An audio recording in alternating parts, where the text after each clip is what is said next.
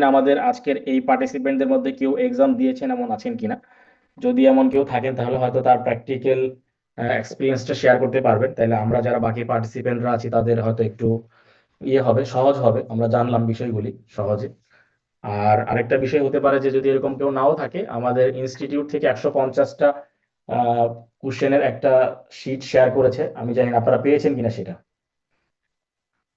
নমুনা প্রশ্ন পেয়েছেন। আচ্ছা, তাহলে ওইটা একটু আপনারা গো থ্রু করবেন, তাহলে দেখবেন যে কি কি ধরনের প্রশ্ন এখানে আসছে, আমাদের কি কি ধরনের প্রশ্ন এখানে আসছে। কারণ প্রশ্নের ধরনগুলো এই কারণে জানা দরকার যে এমসিকিউ নেচারের প্রশ্ন যখন হয় তখন আমাদের প্রিপারেশনটাও আসলে এটার সাথে অ্যালাইন হয়ে হতে হবে। তো আমাদের প্রিপারেশনটা যদি অ্যালাইনমেন্ট অনুযায়ী না থাকে তাহলে দেখবো যে আমরা যে প্রিপারেশন নিয়েছি ওইটা অনুযায়ী আমাদের পরীক্ষার হলে গিয়ে এক্সপেকটেশন গ্যাপ থাকতে পারে।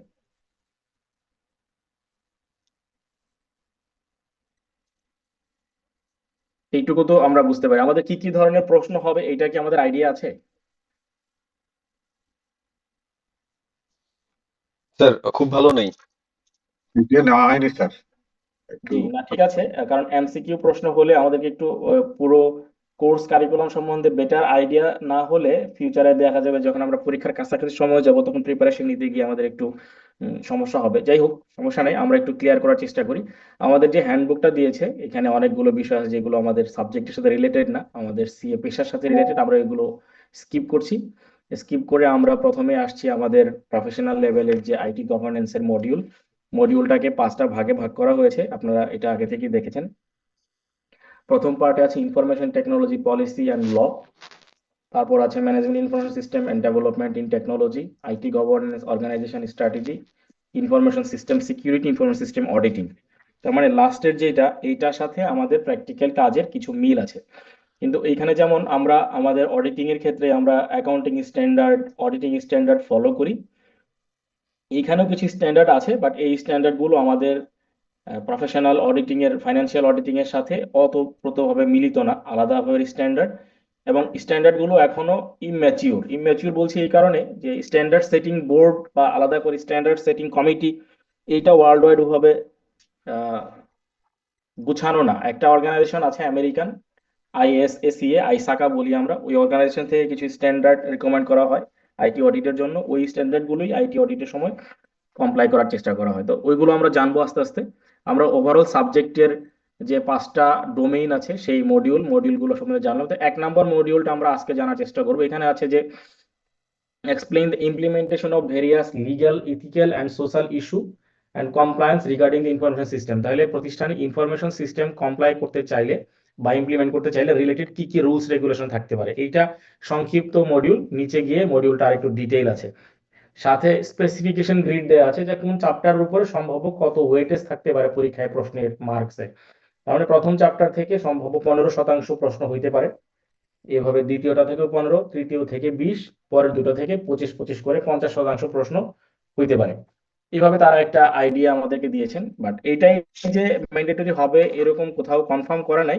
বাট কোশ্চেন সেটিং এর সাথে এটার একটা মিল আছে, কারণ এখন যেহেতু সিস্টেমেটিক্যালি কোশ্চেন হয় আমাদের ওই সফটওয়্যারটার মধ্যে এইগুলোকে স্পেসিফিকেশন গ্রিড অনুযায়ী সেপারেট করা আছে। ওরা যে র্যান্ডম কোশ্চেন সিলেকশন করে ইনফরমেশন টেকনোলজি বা সফটওয়্যার থেকে এই আইটি গভর্নেন্সের উপরে, ওইখানে এই গ্রিডটাকে ফলো করা হয়। তার মানে আমরা যদি একটা চ্যাপ্টারের উপর ভালো প্রিপারেশন নেই সে প্রথম চ্যাপ্টারটা, তাহলে হয়তো সর্বোচ্চ 15% মার্কসের কাভারেজ আমাদের থাকবে। এটা একটা আইডিয়া। স্যার জানার জন্য বলতেছি, আপনি যে ওই 150টা প্রশ্নের বললেন, এটা কি স্যার আইসিবির ওয়েবসাইটে অ্যাভেলেবল? মানে ওয়েবসাইটে থাকার কথা, না থাকলে আমি আপনাদেরকে আজকে ক্লাসে শেয়ার করে দিব। ওয়েবসাইটে থাকার কথা, আমি ওয়েবসাইট থেকে আমি দেখি নাই, আমাদেরকে ওনারা ইমেইল করে শেয়ার করেছেন। তো এখন স্যার যদি এটা আমরা ওয়েবসাইটে না পেলে থাকে খুব ভালো আমি হয়, দিয়ে সবার দিতে কাছে পারবো। নেই। হুম, আমি জি স্যার, আজকে ক্লাসের শেষে দিয়ে দিব, অসুবিধা নেই। ঠিক আছে স্যার। তো এইটা একটা জাস্ট আমাদের আন্ডারস্ট্যান্ডিং ক্লিয়ার করার জন্য। আর সেকেন্ড হচ্ছে যে কি কি ধরনের প্রশ্ন হয় ওটা আমরা যাব। আচ্ছা, মডিউলে আমাদের ভিতরে কি কি আছে? আমাদের মডিউলে প্রথমে বলছে যে candidate will be able to explain the implementation of various legal, ethical, and social issues and policies regarding the information system. এর ভাগে 4টা ছোট ছোট পার্ট আছে। প্রথমে বলছে identify the purpose of IT policies, standards, procedure for an organisation and essential elements of each. তার মানে বলছে এখানে আমাদের যে আইটি পলিসি, স্ট্যান্ডার্ড এবং প্রসিজার আছে যেটা অর্গানাইজেশনের জন্য ইমপ্লিমেন্ট করতে হবে, এইটার প্রয়োজনীয়তাটা কি। তার মানে এখানে সরাসরি মুখস্থ করার মতন কোনো কিছু নাই। আমাদের যেটা দরকার, আমাদের একটা বেসিক আন্ডারস্ট্যান্ডিং দরকার যে একটা অর্গানাইজেশনে ইনফরমেশন টেকনোলজির ব্যবহারটা কি থাকে, সেই ব্যবহারের সাথে এটার অর্গানাইজেশনের কি কি স্ট্যান্ডার্ড ফলো করতে হবে, লোকাল রুলস রেগুলেশন, বা আমরা যে ল অফ দ্য ল্যান্ডে আছি, কান্ট্রিতে আছি বাংলাদেশে, এখানকার ইনেক্টেড ল কি কি আছে ইনফরমেশন টেকনোলজি রিলেটেড, এইগুলো আমাদের জানতে হবে। Identify the relevant law, regulation and industry standard. তার মানে এখানে ইন্ডাস্ট্রি স্ট্যান্ডার্ড যখন বলছে, তখন যেই সেক্টরের প্রতিষ্ঠানের সম্বন্ধে আলোচনা হবে, সে যদি ব্যাংকিং ইন্ডাস্ট্রির কথা আমরা বলি, আইটি অডিট বা information technology base safeguard information technology policy and laws for bank, তখন আমাদের খেয়াল করতে হবে বাংলাদেশ ব্যাংকের এই ইনফরমেশন বা আইসিটি নিয়ে কি কি ল এবং রুলস রেগুলেশন আছে। কারণ বাংলাদেশ ব্যাংক অথরিটি, সে অথরিটি তার আন্ডারে যে অর্গানাইজেশন গুলো অ্যানলিস্টেড বা তার আন্ডারে লাইসেন্স প্রাপ্ত, তাদেরকে সে রেগুলেট করবে তার নিজস্ব আইন কানুন দিয়ে, পাশাপাশি দেশের যে আইন আছে। তাহলে দেশের আইন হচ্ছে বাংলাদেশের জন্য ব্যাংকিং অ্যাক্ট, যেটাকে আমরা ব্যাংকিং অ্যাক্ট বলি 1991। ওই আইনের নির্দেশনা মেনে বাংলাদেশ ব্যাংক তার নিজস্ব গতিবিধি অনুযায়ী, ট্রানজেকশনের রিকোয়ারমেন্ট অনুযায়ী গাইডলাইন দিবে। বা আমরা যদি অন্য একটা ইন্ডাস্ট্রির কথা চিন্তা করি, সে হচ্ছে যে ই কমার্স ইন্ডাস্ট্রি, তাহলে ই কমার্স ইন্ডাস্ট্রির জন্য যে ইন্ডাস্ট্রি স্ট্যান্ডার্ড, সেটাও ফলো করতে হবে। আমাদের কান্ট্রি যে ল আছে এবং ওই ল এর সাথে যে রুলস রেগুলেশন আছে, সেটাও আমাদেরকে ফলো করে আমাদের ইনফরমেশন টেকনোলজির পলিসি এবং ল গুলো কমপ্লাই করা লাগবে। এরপরে সি তে বলা আছে demonstrate the impact of ethical and social issue in information system. আমরা ইনফরমেশন সিস্টেমটা যেহেতু আমরা হিউম্যান বিং এবং একটা মেশিন মেড সিস্টেমের মাধ্যমে ব্যবহার করি, তাইলে এখানে কিছু ইথিক্যাল এবং সোশ্যাল ইস্যু আছে, যে আমরা আসলে কতটুকু ইথিক্যালি এটা মেনে চলি। তাহলে অর্গানাইজেশনের সাথে আমাদের এইগুলোরও একটা রিলেশনশিপ এস্টাবলিশ করতে হবে এবং কমপ্লাই করতে হবে পলিসি গাইডলাইন এস্টাবলিশ করে। ফাইনাল পার্টে ডি তে আছে discuss the different provision of national ICT policy 2018। কারণ আমাদের জাতীয় যে আইসিটি পলিসি আছে, ওই পলিসিটাকে ফলো করতে হবে, ওইখানে কি কি প্রভিশনের কথা বলা আছে। এবং information and communication technology act, এখানে একটু গ্যাপ আছে, যে ইনফরমেশন কমিউনিকেশন টেকনোলজি অ্যাক্ট হচ্ছে 2006-এর, এখানে 2006-9 লেখা আছে। আমি এটা আমাদের ইনস্টিটিউটে কমিউনিকেট করেছি, সম্ভবত এটা টাইপিং এরর, কারণ 2009-তে যে অ্যাক্টটা হয়েছে সেটা আইসিটি অ্যাক্ট না, সেটা হচ্ছে আইসিটি ইনফরমেশন রাইট অ্যাক্ট, মানে তথ্য অধিকার আইন হয়েছে 2009-তে। আর 2006-তে হয়েছে কমিউনিকেশন টেকনোলজি অ্যাক্ট, যেটাকে ইনফরমেশন কমিউনিকেশন টেকনোলজি বা আইসিটি অ্যাক্ট আমরা বলি। এটাও আবার 9-এর পরে আরো একাধিকবার অ্যামেন্ডমেন্ট এসেছে। তো আমরা অ্যামেন্ডমেন্ট সহ ওই আইনটাও দেখব। আর এইটা 2009-এ যে অ্যাক্ট আছে, ওই অ্যাক্টের নাম হচ্ছে information technology, sorry, information rights act, তথ্য অধিকার আইন বাংলায় বলে। তো এখানে একটু আমাদের হয়তো এটা জানার ব্যাপার, যেখানে আসলে কোনটা ওনারা বোঝাতে চেয়েছেন। আমি যোগাযোগ করেছি, হয়তো আমাকে সলিউশন দিবেন আর কি। তো এই জায়গাটুকু আমরা হয়তো, যদি গ্রে এরিয়া থাকে, আমি পরবর্তী ক্লাসে ক্লিয়ার করার চেষ্টা করবো। তাহলে এই 4টা যে আমাদের স্পেসিফিক এরিয়াগুলো আমাদেরকে কাভার করতে হবে, এবং এর উপরে আমাদের একটা বেসিক নলেজ গ্রো করতে হবে। কারণ আমরা সবকিছু মুখস্থ করে পারবো না। কারণ কি মুখস্থ করবো, কতগুলি প্রশ্ন কোথা থেকে আসবে আমরা কেউই জানি না। তারপর যেহেতু এটা সিস্টেমেটিক কোশ্চেন হবে, তো এটা আরো কঠিন, কারণ সিস্টেম কোথা থেকে কোশ্চেন করবে আমরা কেউ জানি না। যাই হোক, এটা নিয়ে ভয়ের কোনো কারণ নাই, আমরা প্রিপারেশন নেই। যেহেতু একটা পরীক্ষা হয়েছে, মৌলিক থেকে একটা ভালো অপশন আমরা হয়তো জেনে যাব খুব শিগগিরই। তো এখানে যদি কারো কোনো আন্ডারস্ট্যান্ডিং গ্যাপ না থাকে, তাহলে আমরা এই ডকুমেন্টটা ক্লোজ করে আমি পরের একটা ডকুমেন্টে যেতে চাই। আর তার আগে এখানে আমাদের কিছু রেফারেন্স বুকের কথা বলা আছে, সিসা রিভিউ ম্যানুয়াল। এই ম্যানুয়ালটা আমাদের ইনস্টিটিউট থেকে কোনো ম্যানুয়াল এখনো প্রোভাইড করে নাই, শুধুমাত্র এই হ্যান্ডবুকটাই প্রোভাইড করা ফর ইনফরমেশন কমিউনিকেশন টেকনোলজি বা আইটি গভর্নেন্সের উপরে। আর বাকিগুলো আমাদেরকে একটু বিভিন্ন রেফারেন্স থেকে খুঁজে নিতে হবে। যেমন এই যে এখানে দেখেন 3 নম্বরে আছে information and communication technology act, এটা কিন্তু 2006। আর আমাদের ওইখানে ছিল টাইপিং 2009। তো এখানে একটা গ্যাপ বা ভুল থাকতে পারে, আমি কনফার্ম হয়ে আপনাদেরকে জানাবো। আর বাকিগুলো হচ্ছে রেফারেন্স জার্নাল ম্যাটেরিয়াল। কারণ আমাদের একটা মেইন ম্যাটেরিয়াল হচ্ছে সিসা রিভিউ ম্যানুয়াল। এইটা নীলক্ষেতে ফটোকপি প্রিন্ট কিনতে পাওয়া যায়, অথবা আপনারা আইসাকার ওয়েবসাইট থেকে ডিরেক্ট অনলাইন কপি কিনে নিতে পারেন, কারণ এখানে অনলাইন কপি থেকেই প্রিন্ট করে নীলক্ষেতে বিক্রি হয়। আর বাকিগুলো অনলাইন মার্কেটে অ্যাভেলেবল পাওয়া যায়, সরি, অনলাইন মিডিয়াতে অ্যাভেলেবল পাওয়া যায়, আইসিটি এক বা বাকি যেগুলো আছে। তাহলে এটা আমরা একটু ক্লোজ করি, আমরা আরেকটা ডকুমেন্ট শেয়ার করব।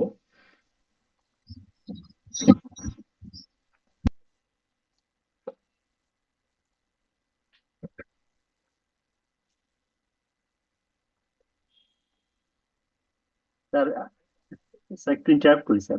জি জি, আমি শুনতে পাচ্ছি, বলেন।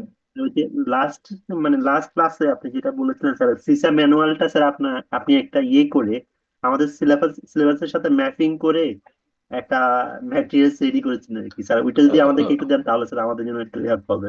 লাস্ট ক্লাস নিয়েছে মতিন আমরা স্যার। লাস্ট ক্লাসে হয়তো একটা চ্যাপ্টার পড়ার সুযোগ পেয়েছিলাম, কারণ ওই যে দুইজন টিচার ভাগ করে করে পড়ে, তো লাস্ট, লাস্ট সেশনে আমার মনে আছে যে আমরা সিসা রিভিউ ম্যানুয়াল থেকে শুধুমাত্র চ্যাপ্টার 3টা পড়েছিলাম। জি স্যার। আর আর বাকিটা পড়া হয়নি, বাকিটা আমাদের হয়তো মতিন ভাই কমপ্লিট করেছেন। আর আমাদের যে সিসা রিভিউ ম্যানুয়াল আছে এইখান থেকেই আমরা গত ক্লাসে ফুল কাভার করছি। আমি যেটা ম্যাপিং করে দিছি বা আপনাকে ম্যাপিং করে বোঝাতে পারি, সেটা একটু আগে আমরা যে ডকুমেন্টটা শেয়ার করলাম, ওই আমাদের আইটিজির হ্যান্ডবুকের এই টপিকস গুলো আমাদের ম্যানুয়ালের, সিসা রিভিউ ম্যানুয়ালে কোথায় কোথায় আছে ওইটা আমি আপনাদেরকে দেখাই দিব। বাট আমরা কিন্তু এর আগের ক্লাসে সিসা রিভিউ ম্যানুয়ালের চ্যাপ্টার 3 পুরোটাই শেয়ার করেছি, আপনার মনে আছে কিনা? আচ্ছা, আমি আপনার ফার্স্ট ক্লাসটাই দেখেছিলাম গত ইয়েতে, তখন আপনি বলেছিলেন নাকি স্যার ওই। হ্যাঁ হ্যাঁ হ্যাঁ, আমরা আমরা পরের পরের ক্লাসে যেহেতু আমি একটা চ্যাপ্টার পড়ানোর সুযোগ পেয়েছি, ওইটা আমরা সম্পূর্ণ ম্যানুয়াল থেকে সম্পূর্ণ পড়েছি, এবং আমাদের যে হ্যান্ডবুকটা আছে, হ্যান্ডবুকের যে ABCD আছে কোনটা কোথায় আছে ওইভাবে ম্যাপিং করে আমরা দেখাইছি। আমরা এখনো দেখাবো, অসুবিধা নেই ইনশাআল্লাহ। তো আমরা এখন যে আলোচনায় ছিলাম এটা হচ্ছে স্যার ইনস্ট্রাকশন ফর। জি বলেন। স্যার এটি তো আপনার ফার্স্ট ক্লাস তাই না জি, আমাদের? এটাই আমাদের আজকে প্রথম ক্লাস। জি স্যার। জি স্যার, আমরা এটাই আমাদের প্রথম ক্লাস। এর আগে একটা ক্লাস হয়েছে, এটা মতিন স্যার নিয়েছিল। মতিন আপনার ভাই, স্যার হ্যাঁ, আপনি মতিন ভাই বলতেছেন চ্যাপ্টার তো এর 2 আগে একটা ক্লাস। জি স্যার, এর জন্য বলতেছেন তো যে আগে একটা ক্লাস হয়েছে, এর জন্য আর কি কনফিউশন অ্যারাইজ হয়েছে। না, ওইটা হচ্ছে মতিন ভাইয়ের ক্লাস হয়েছে। ও, আচ্ছা। স্যার একটু বলি স্যার, ইমরুল ইমরুল কায়েস স্যারের একটা বই আছে স্যার, ওটা কি হেল্পফুল হবে স্যার? আমাদের যতগুলি বই ইনস্টিটিউট থেকে সাজেশন দেওয়া আছে সবগুলো হচ্ছে আমরা বলতে পারি যে এটা ফলো করেন। আর ইমরুল কায়েস ভাই, তারপর হচ্ছে যে আইটি সার্টিফিকেট লেভেলে আমাদের মনোয়ার ভাইয়ের বই আছে, নোবেল একাডেমি নামে একটা একাডেমি আছে, ওরাও কিছু কিছু বই বের করেছে। এই সবগুলো বই আমাদের পড়লে সহায়তা করবে। কিন্তু ইনস্টিটিউট থেকে যেহেতু এগুলোর ব্যাপারে কোনো সাজেশন দেওয়া নাই, আমরা কনফার্ম করে বলতে পারি না। বাট আমরা যে কোনো বই পড়লে আমাদের হেল্প হবে, আপনি কিনতে পারেন বা ফলো করতে পারেন, কোনো সমস্যা নেই। জি ইনস্টিটিউট স্যার। থেকে যেহেতু রিকমেন্ডেশন দেওয়া নাই, আমরা সরাসরি এটা বলতে পারি না। বাট যে কোনো বই পড়লেই তো আমাদের নলেজ ডেভেলপমেন্ট হবে, এটা তো ঠিক। জি স্যার, অবশ্যই। ঠিক আছে স্যার। আচ্ছা, আমরা যেই ডকুমেন্টটা এখন আমাদের স্ক্রিনে দেখতে পাচ্ছি, দেখেন লেখা আছে instruction for setting question and answer. এইটা সরাসরি আপনাদেরকে দেয়া নাই, এইটা হচ্ছে যারা কোশ্চেন সেটিং করে তাদেরকে দেয়া। এটাও ধরেন আমি জাস্ট ওনাদের কাছ থেকে নিয়ে আপনাদেরকে শেয়ার করছি সরাসরি। এটা যারা কোশ্চেন সেট করে তাদের জন্য। বাট আমরা যেহেতু ক্লাসে পড়াই, আমাদের যদি এই নো হাউটা না থাকে যে কি কোশ্চেন হইতে পারে, তাহলে আমরা কি পড়বো কি পড়াবো এটা তো আমরা জানবো না। তো আমাদের প্রশ্ন হইতে পারে হচ্ছে MCQ টাইপের। এই টাইপের প্রশ্নের মধ্যে 4 ধরনের অপশন থাকতে পারে, নিচে দেখেন লেখা আছে যে MCQ একটা প্রশ্ন থাকবে, ওইখান থেকে হয়তো বেস্ট অ্যান্সারটা সিলেক্ট করতে হবে। তার মানে choose one answer from many, অনেকগুলো থাকবে তার মধ্যে আমরা বেস্ট অ্যান্সারটা সিলেক্ট করবো, এটা এক ধরনের MCQ। আবার লেখা আছে যে চুজ মোর দেন ওয়ান অ্যান্সার। দেখা যাবে যে ABCDE আছে, সঠিক উত্তর হয়তো 3টা মিলে, A B and E অথবা A B and C, যেটাই হোক, এরকম একের অধিক অপশন মিলে যদি কোনো MCQ এর অ্যান্সার হয়, তাহলে হচ্ছে এটা সেকেন্ড অপশন, চুজ মোর দেন ওয়ান অ্যান্সার। দেন আরেকটা আছে যে এরকম হতে পারে MCQ দিয়ে উনি ABCD সবগুলোর মধ্যেই অ্যান্সার দিয়ে দিলেন এবং লাস্টে বললেন অল অফ দ্য অ্যাবাভ, বা উপরের ABCD সবগুলো। এইটাও একটা ধরন কোশ্চেনের। এবং আরেকটা ট্রিকি কোশ্চেন হতে পারে MCQ এর মধ্যে, যেটার উপরে কোনো অ্যান্সারটাই নাই, মানে সঠিক অ্যান্সারটা এখানে নাই, তাহলে এটাও এখানে থাকতে পারে যে নান অফ দ্য অ্যাবাভ, এরকম অ্যান্সার থাকতে পারে। তার মানে MCQ হলেই যে ওইটার মধ্যে সঠিক অ্যান্সার থাকবে, তার মানে আমরা ছোটবেলায় যেটা করতাম যে ABCD 4 রকম দাগাইলেও তো 50% বা 25% মার্ক কভার হবে, সেটা নাও হতে পারে, অ্যাটলিস্ট এই লেভেলে এসে। কারণ এখানে বলছে যে এখানে একের অধিকও থাকতে পারে অথবা নাও থাকতে পারে সঠিক উত্তর। তার মানে আমরা যদি না বুঝে, আন্ডারস্ট্যান্ডিং ক্লিয়ার না করে কোনো MCQ অ্যান্সার করি, তাহলে ভুল হয়েও যেতে পারে। আমরা কি প্রশ্নের ধরনটা বুঝতে পারছি? জি স্যার। ইয়ে, জি স্যার। জি, প্রশ্ন থাকলে আমাকে বলবেন, কারণ হচ্ছে যে এগুলো আমাদের ক্লিয়ার হওয়া জরুরি। এইগুলো ক্লিয়ার হলে আমাদের প্রিপারেশন নেওয়াটা সহজ হবে। আরেকটা ধরনের প্রশ্ন হতে পারে ইয়েস নো কোশ্চেন। একটা একটা লাইন লিখে দিয়ে এটা নিচে বলতে পারে যে এটার সঠিক উত্তর কোনটা, এটা কি সঠিক নাকি এটা ভুল। তাহলে আপনার উত্তর করতে হবে ইয়েস অন্য, তখন তখন অপশন দুইটাই, অন্য কোনো অপশন আসলে এখানে থাকলেও ওই অপশনে আমাদেরকে যাইতে হবে না। দেন আরেকটা আছে ট্রু এন্ড ফলস, এটাও ইয়েস নোর মতো, বাট এখানে কিছু ট্রিকি রেসপন্স দেওয়া থাকে যে এটার সাথে এটা ম্যাচ করলে কি হবে, ট্রু নাকি ফলস হবে, এরকম ভাবে করে। কারণ এই সাজেশনটা সব সাবজেক্টের জন্য, তো শুধুমাত্র কিন্তু আমাদের আইটির জন্য না। এই জন্য কিছু ক্ষেত্রে মনে হতে পারে যে আইটির সাথে মিলছে না, কারণ আইটিতে ট্রু ফলস থাকে না। এরপরে ডি নাম্বার একটা খুবই ইম্পর্টেন্ট, সিনারিও বেসড কোশ্চেন হয়। তাহলে একটা সিনারিও বর্ণনা দিয়ে দিবে, দিয়ে ওইখান থেকে হয়তো 4টা 5টা বা প্রযোজ্য ক্ষেত্রে আরো বেশি প্রশ্ন তুলে ধরতে পারে। তাহলে আমাদের ওই সিনারিওটা পড়ে নিজেদের আন্ডারস্ট্যান্ডিং ক্লিয়ার করে তারপর হচ্ছে আমাদেরকে উত্তরটা করতে হবে।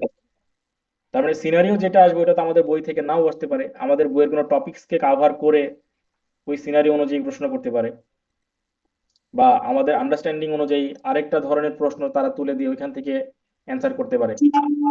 কাজে সিনারিওটা আমাদেরকে খুব ক্লিয়ারলি বুঝতে হবে। এখানে যে বর্ণনাটা আছে এটা অ্যাকাউন্টিং রিলেটেড, ক্যাশ ফ্লো ট্যাশ ফ্লো আছে, বাট আমাদের আন্ডারস্ট্যান্ডিং হচ্ছে সিনারিও বেসড কোশ্চেন হবে। তাহলে এই সিনারিও থেকেও তুলতে পারে এমসিকিউ আকারে, অথবা যে কোনো সিঙ্গেল ওয়ার্ড দিয়ে একটা প্রশ্ন বানাতে পারে, বা নাম্বার দিয়েও প্রশ্ন বানাতে পারে, যে একটা গ্যাপ দিয়ে দিল, ফিলিং দ্য গ্যাপ, এই টাইপের করতে পারে। এরপরে আমাদের মিসিং ওয়ার্ড খুঁজে বের করার অপশন থাকতে পারে। একটা সেন্টেন্স লিখলো, মাঝখানে একটা ড্যাশ দিয়ে দিল, নিচে 4টা বা 5টা ওয়ার্ড আছে, এখান থেকে শব্দটার অর্থ বুঝে বা ওই রিলেটেড অপশনটা বুঝে ওইখান থেকে মিসিং ওয়ার্ডটাকে আমাদেরকে অ্যান্সার করতে হবে। এটাও এক ধরনের প্রশ্ন আমাদের। আরেকটা আছে ক্যালকুলেটেড কোশ্চেন, যদিও আমাদের আইটিজি তে ক্যালকুলেশন করার কিছু নাই, অন্য অন্য সাবজেক্টে থাকবে ক্যালকুলেটেড কোশ্চেন। এই যে আমাদের কোশ্চেনের প্যাটার্ন 5 ধরনের 6 ধরনের, এইটাকে মাথায় রেখেই আসলে এমসিকিউ এবং পরীক্ষার প্রশ্নগুলো সেট করা হয়। আবার আরেক ভাবে যদি আমরা বলি, আমাদের যে আগের পরীক্ষাগুলো ছিল সাবজেক্ট বেসড পরীক্ষা যেগুলো ছিল, সরি মানে অবজেক্ট, এরকম অবজেক্টিভ না, নেগেটিভ যে এক্সাম গুলো ছিল আমাদের, ওইখানে 3 ধরনের প্রশ্ন হইতো। একটা ছিল নলেজ বেসড, একটা অ্যানালাইটিক্যাল বেসড, আর একটা ছিল সিচুয়েশন অথবা প্র্যাকটিক্যাল বেসড। এই 3 ধরনের প্রশ্ন তখন আমরা দেখতাম যে আমাদের এখানে একটা মুখস্থ করার মতো নলেজ থাকলে এই উত্তরটা দেওয়া যায়, আর বাকি 2টা অপশন হচ্ছে নলেজ থাকলেও ওই টপিকস গুলোর সম্বন্ধে খুব ভালো না থাকলে অ্যানালাইটিক্যাল করা যায় না, বা সিচুয়েশন গুলোর আন্ডারস্ট্যান্ডিং না বুঝলে সঠিক উত্তর করা যায় না প্র্যাকটিক্যাল বেস কোশ্চেন থেকে। এটা হলো আমাদের কোশ্চেন প্যাটার্ন, একটা আইডিয়া নেওয়া। কারণ আমরা যেহেতু সঠিকভাবে সব প্রশ্নের উত্তর করতে চাই, পরীক্ষায় পাশ করতে হবে, এটা আমাদের একটা জরুরি প্রয়োজন। কারণ বাকি 6টা সাবজেক্ট পাশ করলেও আইটিজি পাশ না করলে আমাদেরকে ওই লেভেল কমপ্লিট হবে না।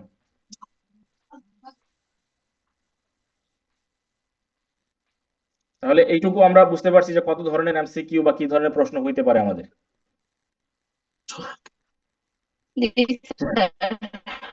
জি স্যার।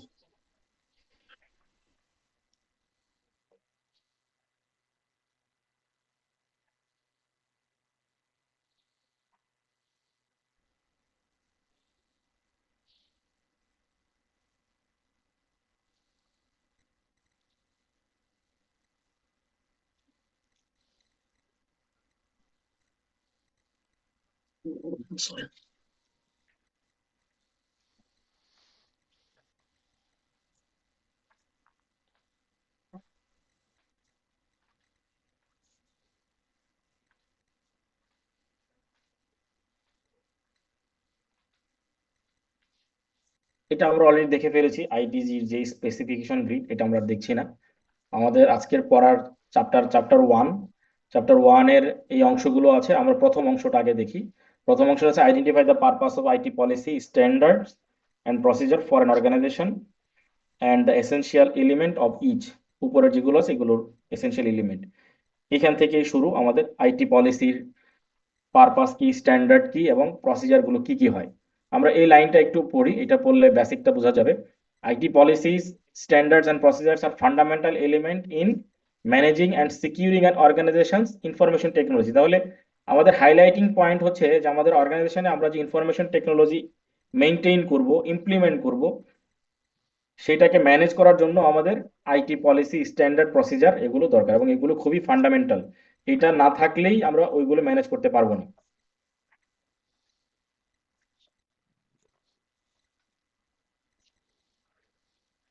দেন পরের লাইনে বলছে দেয়ার primary purpose is to ensure the effective, efficient and secure use of IT resources.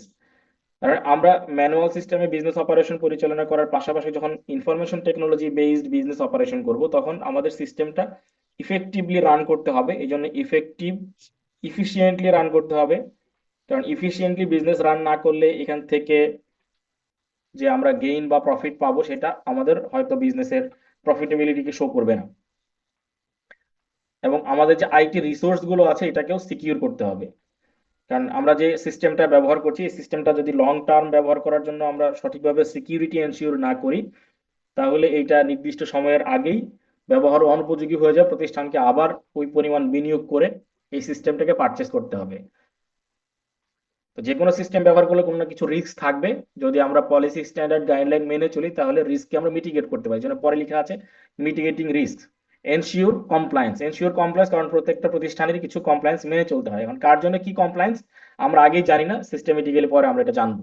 And providing clear guidelines for behavioural and action across the অর্গানাইজেশনকে টোটাল একটা অপারেশনের মধ্যে নিয়ে একটা গাইডলাইন এস্টাবলিশ করা। তাহলে প্রাইমারি যেটা হচ্ছে যে আমাদের IT policy standard procedures R fundamental elements in managing securing an organisation's information technology বা IT system. Their primary purpose is to ensure the effective, efficient, and secure use of IT resources, mitigating risk, ensuring compliance, and providing clear guideline for behavior and action across the organization. এটা আমাদের overall একটা basic, যে আমরা কি কি এখানে জানতে চাই। প্রথম পার্টে আছে গভর্নেন্স অ্যান্ড কমপ্লায়েন্স, তারপর আছে risk management and security, operational efficiency and consistency. এগুলোর কয়েকটা পয়েন্ট এখানে ডিটেইল করা। IT policies help align technology practices with business objective while ensuring compliance with legal, regulatory, and industry standard. তো এই যে আমরা এই লাইনটা এখানে লিখছি, তো আমরা যে ইন্ডাস্ট্রিতে কাজ করব ওই ইন্ডাস্ট্রির লিগ্যাল কমপ্লায়েন্স, রেগুলেটরি কমপ্লায়েন্স এবং ইন্ডাস্ট্রি স্ট্যান্ডার্ড এগুলো মেনেই আমাদের আসলে অপারেশনাল কমপ্লায়েন্স এবং গভর্নেন্স এনশিওর করতে হবে। তাহলে আমরা যে আইটি গভর্নেন্স পড়ছি আমাদের এখন জানা দরকার যে গভর্নেন্সের মিনিংটা কি। আমরা জানি সবাই, হয়তো আমরা দু একজন শেয়ার করলে বাকি কমিউনিটি আমাদের টিম মেম্বারদের আরো আন্ডারস্ট্যান্ডিং ক্লিয়ার হবে। তাহলে গভর্নেন্সটা কি আমরা একটু যদি বলতে পারি কেউ।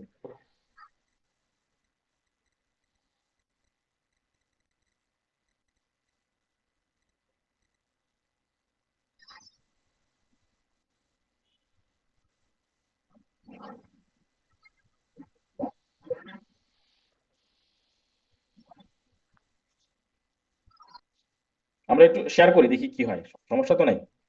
ইন্টারেক্টিভ না হইলে তো আসলে দেখা যাবে যে আমরা ভালোভাবে সবকিছু বুঝতে পারবো না। মানে গভর্নেন্সের মিনিংটা কি, আমরা যে আইটি গভর্নেন্স পড়ছি, আইটি তো আমরা সবাই জানি ইনফরমেশন টেকনোলজি।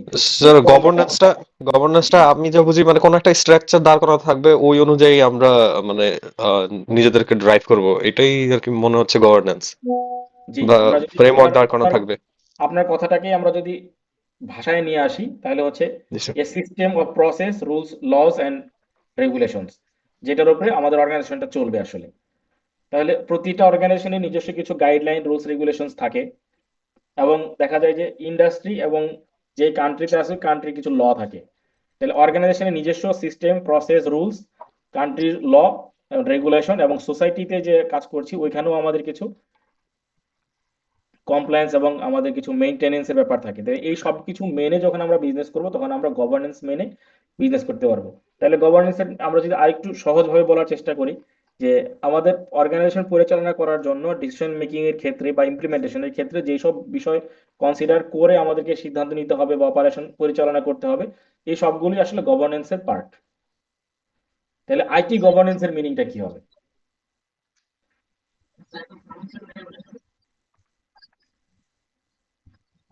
আমরা যদি প্রশ্নটা এমনই হয় যে হোয়াট ইজ আইটি গভর্নেন্স, এটা দিয়ে যদি 1 মার্কের একটা কোশ্চেন হয় তাহলে আমাদের উত্তর কি হবে? আমাদের পুরো বইতে কোথাও বলা নাই যে what is IT governance. Sir IT related rules, regulation, law, norms, এইগুলো আহ, এই সকল বিষয়গুলো যে স্ট্রাকচার সমন্বিত হয় সেটাকে আইটি গভর্নেন্স বলতে পারি। জি, একটু গুছায় যদি আমরা এরকম বলার চেষ্টা করি, IT governance refers to framework, তারপরে রুলস, রেগুলেশন, আপনি যেটা বললেন, that manage how organisations use their IT operation. ওই কোম্পানির আইটি অপারেশনটা কিভাবে চলবে ওইটাই আইটি গভর্নেন্সের মধ্যে সঠিকভাবে লেখা থাকবে। তাহলে একটু আগে আমরা যে উপরে ন্যারেশন গুলো দেখে আসছি এই প্রথম প্যারাতে, ওইখানে দেখেন আমাদের বলা আছে কি পলিসিস। পলিসির কথা যেখানে বলা আছে, তাহলে প্রত্যেকটা অর্গানাইজেশনকে আসলে পলিসি মেইনটেইন করে চলতে হবে। তাহলে পলিসি নিজে থেকে ইমপ্লিমেন্ট করতে হবে, কারণ পলিসি তো বাইরে থেকে আসে না। তাহলে পলিসি ইমপ্লিমেন্ট করার রেসপন্সিবিলিটি হচ্ছে কোম্পানির অর্গানাইজেশনের টপ ম্যানেজমেন্টের, যাদেরকে আইটি গভর্নেন্স বা শুধু গভর্নেন্সের ভাষায় বলে দোজ চার্জ উইথ গভর্নেন্স, ওই প্রতিষ্ঠানের গভর্নেন্স পরিচালনা করার জন্য যারা আসলে দায়িত্বপ্রাপ্ত। একটা ফোন বারবার আসতেছে, এটা আমি একটু দেখি, ডিস্টার্ব করছে।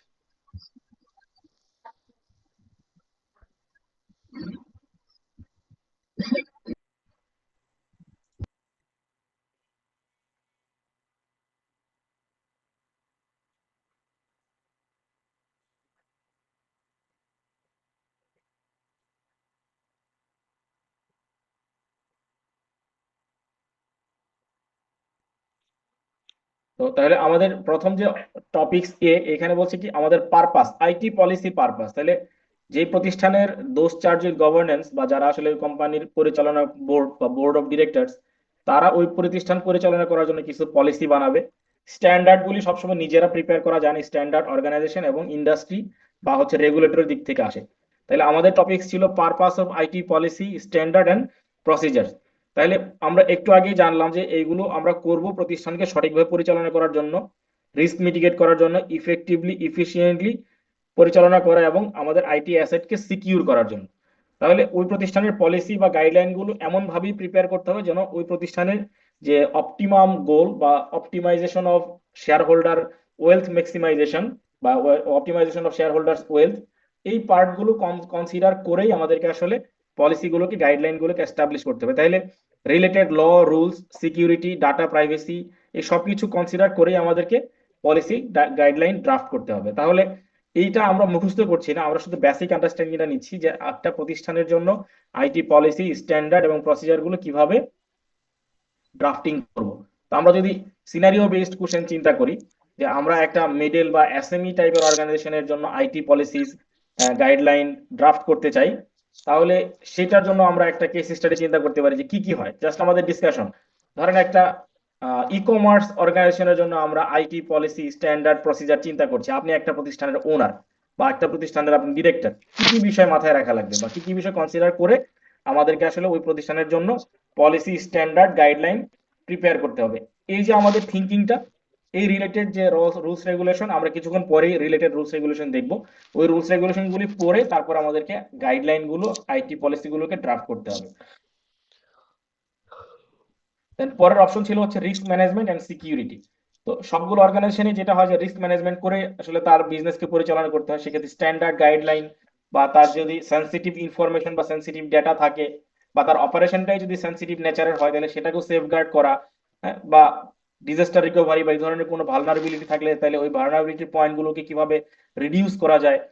তারপর হচ্ছে যে সাইবার সিকিউরিটি, যেহেতু আমরা অনলাইন বেস বা ই কমার্সের কথা বললাম একটু আগে, সেখানে যেহেতু অনলাইন এবং ইন্টারনেটের হেল্প আমাদেরকে নিতে হবে, এখানে বিভিন্ন ধরনের সাইবার অ্যাটাক হতে পারে। এই জন্য সাইবার সিকিউরিটিটাকেও অ্যালাইন করে আমাদের পলিসি, স্ট্যান্ডার্ড বা রিস্ক ম্যানেজমেন্টের পলিসি গাইডলাইন প্রিপেয়ার করতে হবে। অপারেশনাল ইফিসিয়েন্সি আর কনসিস্টেন্সি। অপারেশনাল ইফিসিয়েন্সির ব্যাপারটা হচ্ছে যে আমরা যদি আইটি এনভায়রনমেন্টে বিজনেস অপারেশন করি, তাহলে যদি কোনো কারণে আইটি এনভায়রনমেন্টে প্রবলেম হয়, অপারেশন ডিজাস্টার হয়, তাহলে কত অল্প সময়ের মধ্যে আমি আবার এটা কনসিস্টেন্টলি বা অর্গানাইজেশনের অবজেক্টিভ অনুযায়ী আবার রিভাইভ করতে পারবো। তাহলে এই যে কনসিস্টেন্ট ওয়েতে অপারেশন পরিচালনা করা এবং অর্গানাইজেশনের অবজেক্টিভকে অ্যাচিভ করা এবং আইটির মাধ্যমে অর্গানাইজেশনকে ইফিসিয়েন্সির দিকে লিড করা, এইগুলোই হচ্ছে ইফিসিয়েন্সি এন্ড কনসিস্টেন্সি। কারণ দেখা গেলো যে আমাদের সিস্টেম একসময় খুব ভালোভাবে রান করলো, কোনো প্রবলেম হয় নাই, তার যে ইফিসিয়েন্সি থাকবে, আবার যদি 3 মাসে 2বার বা 3বার অর্গানাইজেশনের আইটি সিস্টেম ফল করে, অপারেশন ফল করে, তাহলে তার কিন্তু কনসিস্টেন্সি একরকম থাকবে না। তাহলে কনসিস্টেন্ট ওয়েতেই আমাদেরকে অপারেশনাল এফিসিয়েন্সি ম্যানেজমেন্ট করে করতে হবে। তাহলে এই ক্ষেত্রে যেটা হবে যে আমাদের টেকনিক্যাল স্টাফ বা আইটি স্টাফ এবং তাদেরকে রিসোর্স গুলো কিভাবে মেনটেন করা যাবে, প্রবলেম রেজুলেশন, সিস্টেম ম্যানেজমেন্ট, এগুলো সম্বন্ধে তাদেরকে detail on the job training থাকতে হবে বা তাদেরকে ইফিসিয়েন্ট টিম বা রিসোর্স আইটি স্টাফ থাকতে হবে আমাদের অপারেশনাল ইফিসিয়েন্সি বা কনসিস্টেন্সি গ্রো করার জন্য। তাহলে এইটা পলিসির কোন পার্টে পড়ে? আমরা যে বললাম যে IT policy, standard, procedure, organisation, তাহলে এরকম হইতে পারে যে আমরা হিউম্যান রিসোর্স জন্য একটি স্ট্যান্ডার্ড বানাই, অনেক জায়গায় থাকে না এইচআর পলিসি, এইচআর গাইডলাইন, ওইখানে আমরা জি একটা স্যার। স্ট্যান্ডার্ড অ্যাপ্লাই করে দিলাম যে আমাদের আইটি স্টাফদের মিনিমাম এই ক্রাইটেরিয়া অনুযায়ী যোগ্যতা থাকতে হবে, তারপরে তাদেরকে এখানে এমপ্লয় করা যাবে বা তাদেরকে এখানে অ্যাপয়েন্ট করা যাবে।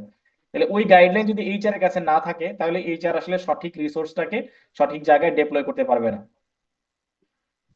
এরপর আছে যে আমাদের রিসোর্স ম্যানেজমেন্ট এবং অপটিমাইজেশন। আমাদের যে হার্ডওয়্যার বা সফটওয়্যার রিসোর্স থাকবে এই রিসোর্সগুলোকে সঠিকভাবে পরিচালনা করা, যেন রিডান্ডেন্সি না হয়। ওয়েস্ট ম্যানেজমেন্ট বা ওয়েস্ট যদি হতেই হয় তাহলে কতটা রিডিউস করা যায়, কতটা কম করা যায়, কস্ট ইফেক্টিভ ওয়েতে আমরা অপারেশনটা পরিচালনা করতে পারি। কারণ আমরা যখন আইটির হেল্প নিব, আইটিতে বড় একটা বিনিয়োগ থাকবে, সেই বিনিয়োগ থাকলে আবার যদি আমাদের এদিকে কস্ট অন্য ক্ষেত্রেও হাই হয়ে যায় তাহলে তো ডাবল কস্ট হয়ে গেল। তাহলে ইনফরমেশন টেকনোলজি ব্যবহার করে আমরা একদিকে যেমন বিনিয়োগ করছি ইনফরমেশন টেকনোলজিতে, অন্যদিকে যেন আমাদের ম্যানুয়াল ড্রিভেন কাজগুলোকে আমরা অ্যাভয়েড করতে পারি। তাহলে আমাদের জন্য সুবিধা হবে যে একদিকে কস্ট বাড়লেও আরেকদিকে আমরা কিছু কস্ট সেভ করতে পারছি, মানে ইফিশিয়েন্ট অপারেশন করতে পারছি। আইটি রিসোর্সকে ম্যানেজ করার জন্য আমাদের প্রতিষ্ঠানে সবসময় একটা ফ্রেমওয়ার্ক গাইডলাইন তৈরি করতে হবে, যেন ওই গাইডলাইন মেনে এমপ্লয়ীদেরকে এডুকেট করা যায় এবং তাদের রুলস রেসপন্সিবিলিটি এবং আমাদের যে আইটি রিসোর্সেস আছে এগুলোর সেফগার্ড প্র্যাকটিস তাদেরকে শেখাতে হবে বা জানাইতে হবে। এই প্রক্রিয়ায় গেলে আমাদের ট্রেনিং অ্যাওয়ারনেসটা রেগুলার বেসিসে হবে। তাহলে আমরা সাইবার সিকিউরিটি বা সিকিউরিটি অ্যাওয়ারনেস বা আমাদের টেকনোলজির উপরে কি কি রেসপন্সিবিলিটি আছে সেগুলো আমরা সবাইকে জানাতে পারবো। ওই অনুযায়ী অর্গানাইজেশনের সবকিছু পরিচালনা করার সুযোগ আছে। তাহলে এই সবগুলোই কিন্তু আমাদের আইটি স্ট্যান্ডার্ড বা আইটি পলিসির পারপাস। আমরা কেন ওই প্রতিষ্ঠানে আইটি স্ট্যান্ডার্ড আইটি পলিসি বা প্রসিজার ইমপ্লিমেন্ট করব। একটা প্রতিষ্ঠানের আইটি পলিসি স্ট্যান্ডার্ডের কিছু এলিমেন্ট থাকে, এলিমেন্ট গুলো তার ইন্ডাস্ট্রি, তার সফটওয়্যার, তার নিজের হার্ডওয়্যার বা তার বিজনেস অপারেশনের উপরে ডিপেন্ড করে, বাট কিছু বেসিক আছে যে বেসিকটা আমরা এখানে শেয়ার করছি। কারণ এইটাই সব প্রতিষ্ঠানের জন্য প্রযোজ্য হবে বিষয়টা এরকম না, বাট স্ট্যান্ডার্ড হচ্ছে যে এগুলো বেশিরভাগ ক্ষেত্রে এগুলো থাকবে, এর বাইরে অনেক কিছুই থাকতে পারে তার রিকোয়ারমেন্ট অনুযায়ী। তাহলে কি কি থাকতে পারে, আমরা আইটির জন্য স্পেসিফিক পলিসি প্রিপেয়ার করব। তারপর আইটির জন্য আমাদের একটা স্ট্যান্ডার্ড থাকবে একদম স্পেসিফিক। এরপর আইটির অপারেশন পরিচালনা করার জন্য কিছু আইটি প্রসিজার থাকবে, কোনটার পর কোনটা থাকবে, এরকম operational guideline, daily operational guideline বা ট্রাবল শুটিং করতে হলে কি করতে, প্রবলেম হলে কিভাবে সলভ করা যাবে। এই সবগুলো কাভার করে আমাদের আসলে তার একটা পুরো পলিসি প্রসিজার ম্যানুয়াল প্রিপেয়ার করে রাখতে হবে, যেটা আইটি অপারেশনাল ম্যানুয়াল বা আইটি প্রসিজার হিসেবে ওই অর্গানাইজেশনে পরিচালিত হবে। তাহলে আইটি পলিসির ক্ষেত্রে আমাদের কি কি বেসিক খেয়াল রাখতে হবে, যে পারপাস এন্ড স্কোপ। আমরা যে পলিসিটা গাইডলাইনটা প্রিপেয়ার করব তার পারপাসটা কি এবং সে কি কি স্কোপ কভার করবে। এই পলিসিটা যারা মেইনটেইন করবে তাদের রুলস রেসপন্সিবিলিটি কি হবে, এখানে কি কি সিকিউরিটি রিকোয়ারমেন্ট আমাদের কনসিডার করতে হবে, কমপ্লায়েন্স রিকোয়ারমেন্ট কনসিডার করতে হবে, ইনসিডেন্ট রেসপন্স এবং টেকনোলজি ইউজ। আমরা যে টেকনোলজিটা ইউজ করছি এটা যদি লেটেস্ট টেকনোলজি হয় তাহলে লেটেস্ট টেকনোলজির সাথে সমন্বয় করে আমাদের অ্যাড অন বা রিলেটেড যে এগ্রিড আপন কাজগুলো আছে এই সবগুলোই আমাদেরকে ফলো করতে হবে। যেমন আমরা খুব আপডেটেড সফটওয়্যার প্রকিউর করলাম কিন্তু আমাদের হার্ডওয়্যার বা আমাদের যে রিসোর্স গুলো আছে এগুলো সব পুরনো, তাহলে দেখা যাবে অর্গানাইজেশনের ডাবল কস্টিং হয়ে যাবে, কারণ সব হার্ডওয়্যার গুলোকে বা আইটি রিসোর্স গুলোকে রিপ্লেস করতে হবে, পাশাপাশি আবার নতুন সফটওয়্যারের জন্য একটা বড় ধরনের কস্ট। কাজে তখন এমন ভাবেই যাইতে হবে যে আমাদের রিসোর্স গুলোকে যেন আমরা বেস্ট বা অপটিমাম ইউজ করতে পারি। এরপর আছে আইটি স্ট্যান্ডার্ড। আইটি স্ট্যান্ডার্ডের 5টা বেসিক পার্ট এখানে আছে। টেকনিক্যাল স্পেসিফিকেশন, যে আমরা যেই সিস্টেমটা পরিচালনা করার জন্য অপারেশনাল গাইডলাইনটা স্ট্যান্ডার্ডটা বানাচ্ছি এটার বেসিক কিছু টেকনিক্যাল স্পেসিফিকেশন থাকবে, ওইটার উপর ভিত্তিতেই আমাদের গাইডলাইন গুলো স্ট্যান্ডার্ড গুলো রিটেন ডাউন হবে বা প্রিপারেশন হবে। এখানে কি কি বলছে, মেইনলি ফলো করতে বলছে যে system requirement for hardware, software and network infrastructure, কারণ এই তিনটার সমন্বয় আসলে আমাদের আইটি স্ট্রাকচার বা আইটি আর্কিটেকচার। সিকিউরিটি প্রোটোকল, এখানে স্ট্যান্ডার্ড গুলি ফলো করা লাগবে, authentication method, data protection mechanism বা ডাটা ট্রান্সফারের মেকানিজম, ওয়্যার হাউজিং মানে ডাটাবেস ম্যানেজমেন্ট, এই সবগুলোই আসলে সিকিউরিটি প্রোটোকলের আন্ডারে কভার করবে। ইন্টারঅপারেবিলিটি, এখানে দেখা গেছে বিভিন্ন সময় ডিভাইসের পরিবর্তন হয়, এই জন্য একটি স্ট্যান্ডার্ড সেট করা থাকবে যে ডিভাইস বা সিস্টেম পরিবর্তন হলেও সফটওয়্যারটা বা আমরা যেন একসাথে সিমলেসলি কাজ করতে পারি। পারফরমেন্স বেঞ্চমার্ক, কারণ সিস্টেম যখন আমরা প্রকিউর করছি তখন আমাদের অন্য মানে আমাদের সিমিলার ইন্ডাস্ট্রিতে অন্য অর্গানাইজেশনরা যে স্ট্যান্ডার্ডে কাজ করছে, যে এফিসিয়েন্সিতে করছে, সেই এফিসিয়েন্সিটা আমরা এখানে পারফর্ম করতে পারি কিনা। তাহলে স্ট্যান্ডার্ড একটা বেঞ্চমার্ক জানা থাকবে ওই ইন্ডাস্ট্রির জন্য, ওই ক্রাইটেরিয়া, সিস্টেম আপ টাইম বা ওইটা কত সময়ের মধ্যে রেসপন্স করবে, কতজন ইউজারকে একসাথে ব্যান্ডউইথে সাপোর্ট দিতে হবে, বা আমাদের সিস্টেমের প্রতি রিলায়েবল আছে কিনা আমাদের কাস্টমাররা, তাদের বিহেভিয়ার কি, এই সবগুলো কভার করে আমাদের স্ট্যান্ডার্ডটা প্রিপেয়ার করতে হবে। ভার্সন কন্ট্রোল এন্ড আপডেট, দেখা গেছে যে যেই স্ট্যান্ডার্ড আমরা বানাবো স্ট্যান্ডার্ডের আপডেটেড ভার্সনগুলি ভার্সন 1 ভার্সন 2 অথবা ইয়ার অনুযায়ী updated up to 2014, updated up to 2015 এরকম লেখা থাকবে যেন লেটেস্ট ভার্সনটা আমরা ফলো করতে পারি।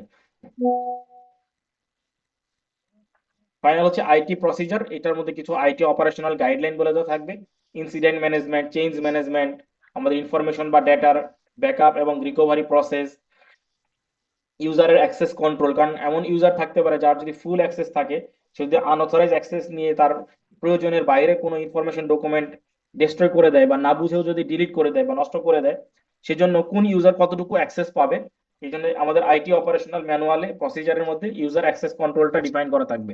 এবং সফটওয়্যার ডেপ্লয়মেন্টটা আইটি ইউজারদের অনুযায়ী কনফিগার করা থাকবে, কারণ কোন ইউজার কোন কোন সফটওয়্যার ইনস্টলেশন করতে পারবে, কনফিগার করতে পারবে, বা প্রয়োজন হইলে ওইখানে মেইনটেনেন্স অ্যাপ্লিকেশন করতে পারবে, এইটাও ওখানে ডিফাইন করা থাকবে তার নিজের অ্যাক্সেস অথবা তার নিজের পজিশন অনুযায়ী। কারণ একজন অ্যাডমিনিস্ট্রেটর ইউজার তার যতগুলি অ্যাক্সেস থাকবে, একজন সাধারণ ইউজার যিনি ডাটাবেজ মেনটেন করে না, শুধুমাত্র ডাটা এন্ট্রি করে বা অপারেশনাল অ্যাক্টিভিটি গুলো পরিচালনা করে, তার সব ক্ষেত্রে অ্যাক্সেস থাকবে না, তার প্রয়োজনীয় টেবিল বা রিপোর্টস গুলোতে শুধুমাত্র তার অ্যাক্সেস থাকবে। তাহলে এই যে আমাদের রিলেটেড গাইডলাইন গুলি জানা, ব্যাকআপ রিকভারি প্রসেস, ইউজারের control, change management, incident management, এই সব কিছুই কিন্তু আমরা ডিজাইন করবো আমাদের ওই অর্গানাইজেশনের পারপাস অনুযায়ী। আমরা যে অর্গানাইজেশনের কথা চিন্তা করছি ওই অর্গানাইজেশনের পারপাস অনুযায়ী ওই পারপাসটাকেই আমরা কমপ্লাই করার চেষ্টা করব। তাহলে আমাদের টপিকস এ যেটা ছিল লার্নিং অবজেক্টিভ 1 এর, identify the purpose of IT policies, standard and procedure for an organisation, the essential element of each.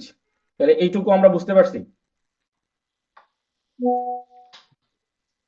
G sir. জি স্যার। এ স্যার। জি, ধন্যবাদ। তাহলে আমরা যেটা করব, বি আর সি পরে দেখবো, কারণ বি সি দেখার আগে আমাদেরকে ডিটা দেখতে হবে।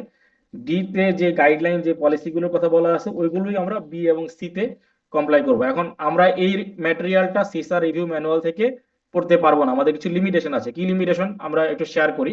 লিমিটেশন হচ্ছে যে আমরা যেহেতু বাংলাদেশে আছি, সিসা রিভিউ ম্যানুয়ালটা বাংলাদেশি না, এটা আমেরিকান স্ট্যান্ডার্ডে করা। আমাদের লোকাল ল রেগুলেশন নিয়ে সিসা রিভিউ ম্যানুয়ালে কোনো শব্দ নাই, মানে কোনো ওয়ার্ড লেখা নাই। এই জন্য আমাদের এটা বাংলাদেশি আইন কানুন বাংলাদেশি বই থেকেই পড়তে হবে। তাহলে টপিকস এটা আমরা একটু ক্লিয়ার করলাম আমাদের বেসিক গ্রো করার জন্য। আর ডি তে যেটা বলা আছে কি, discuss the different provision of national IT policy 2018, এইটা আমরা দেখবো। পাশাপাশি দেখবো sir information and communication act. Sir একটু জানতে চাচ্ছিলাম স্যার, আপনার জানার মধ্যে স্যার কোনো বই মানে যেটা আমাদের এটুকু কভার করবে, কোনো রাইটারের বই স্যার আছে জানা আপনার? কোনো রাইটারের বই লাগবে না, আমাদের এই ম্যাটেরিয়াল গুলো ওপেন সোর্সেই আছে। আমাদের যে মিনিস্ট্রি অফ লর ওয়েবসাইট, আমরা ওইখান থেকেই কপি করি, আমরা আপনাকে কপিটা দিয়ে দিব, আপনিও নিজেও ফ্রিতে ডাউনলোড করে নিতে পারবেন। তাহলে আমাদের এখন যেতে হবে ন্যাশনাল আইটি পলিসি 2018। স্যার এটা একটু একেবারে আরেকটু একটু স্যার, সাইবার সিকিউরিটি অ্যাক্ট 2023, এইটা কি আমাদের জন্য প্রযোজ্য হবে স্যার এই ক্ষেত্রে? না, আমাদের এইখানে যে দুইটা রেফারেন্স দেওয়া আছে, এই দুইটা রেফারেন্স অনুযায়ী ওইটা প্রযোজ্য হচ্ছে না। যে যখন বলবে যে রিলিভেন্ট লস এন্ড রেগুলেশনস, তখন আসলে প্রযোজ্য। কারণ আমাদের যে আমাদের যে সিলেবাসের মধ্যে বলে দেওয়া আছে যে আমাদের যখন এক্সাম কন্ডাক্ট হবে, এক্সাম ডেট, ওই ডেটের 3 মাস পূর্ব পর্যন্ত বাংলাদেশে যদি কোনো রিলেটেড ল রুলস রেগুলেশন ইনেক্টেড বা পাবলিশড হয়ে থাকে, ইমপ্লিমেন্ট হয়ে থাকে, তাহলে ওইটা থেকেও প্রশ্ন হইতে পারে। তাহলে যখন আমাদের গাইডলাইন বলছে যে relevant laws regulation and industry standard, তখন আসলে অ্যাভয়েড করার কোনো সুযোগ নাই। আর ডি তে যখন আমাদের স্পেসিফিক করছে যে discuss the different provision of national IT policy 2018, এইটা আমরা স্পেসিফিক আগে পড়ে নিই। তারপরে আমাদের ইনফরমেশন কমিউনিকেশন টেকনোলজি অ্যাক্ট 2006 এটা পড়ে নিই। তারপর হচ্ছে ওইগুলোতে যাবো, কারণ রিলিভেন্টের তো আসলে শেষ নাই ভাইয়া। বাট যেটা স্পেসিফিক সেটা আমরা আগে দেখে নিই।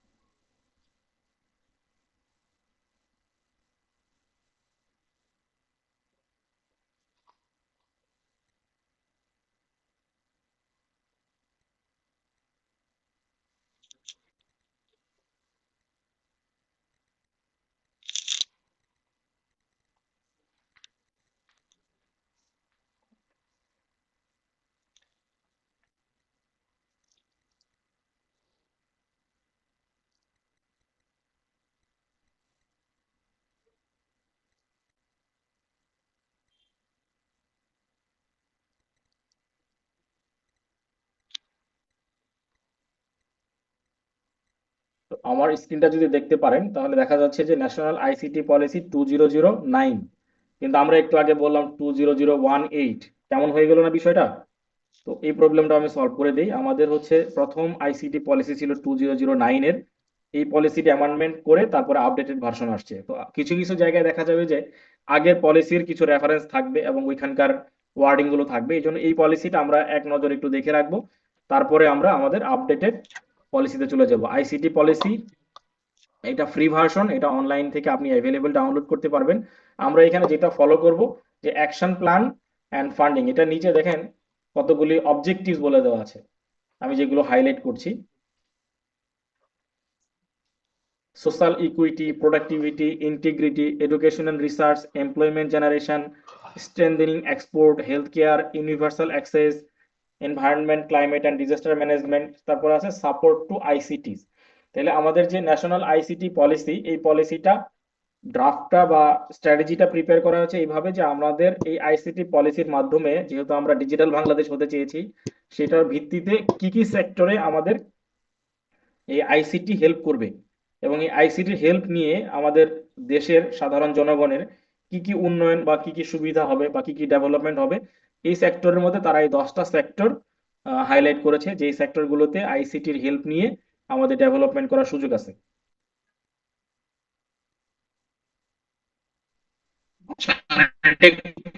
আমাদেরকে দিয়ে দিন। আমি ঠিক বুঝতে পারিনি, নেটওয়ার্ক ডিস্টার্ব করছে, যদি আবার প্রশ্নটা বলেন আপনি। স্যার আপনি যে মেটেরিয়ালটা একটু আমাদেরকে ডিসপ্লে করছেন স্যার, এটা আমাদেরকে একটু দিয়ে দিন, জি জি, দিয়ে দিব শেয়ার করে দিয়ে নেন। জি অবশ্যই। এই ডকুমেন্টটা ফুল পড়তে হবে না, জাস্ট আমাদের দুইটার ভার্সন গুলো চেঞ্জ গুলো বোঝার জন্য। আর আমাদের হচ্ছে এইটা কোনো কোনো জায়গায় আগেরটার সাথে রিলেট করবে। তো আমাদের মাঝখানে আমরা অনেক লেখা আছে, এগুলো দেখতেছি না, সরাসরি আমরা অবজেক্টিভের জায়গাটাতেই যাই, যে যে অবজেক্টিভ গুলো, যে অ্যাকশন প্ল্যান গুলো আমাদের অবজেক্টিভ আকারে আসছে, যে ভিশনটা কি ছিল আইসিটি পলিসি ইমপ্লিমেন্ট করার: expand and diversify the use of ICTs to establish a transparent, responsive and accountable government, develop skilled human resources, enhance social equity, ensure cost-effective delivery of citizen services through public-private partnership, and support the national goal to become a middle-income country within 2021 and join the ranks of the developed countries of the world within 30 years.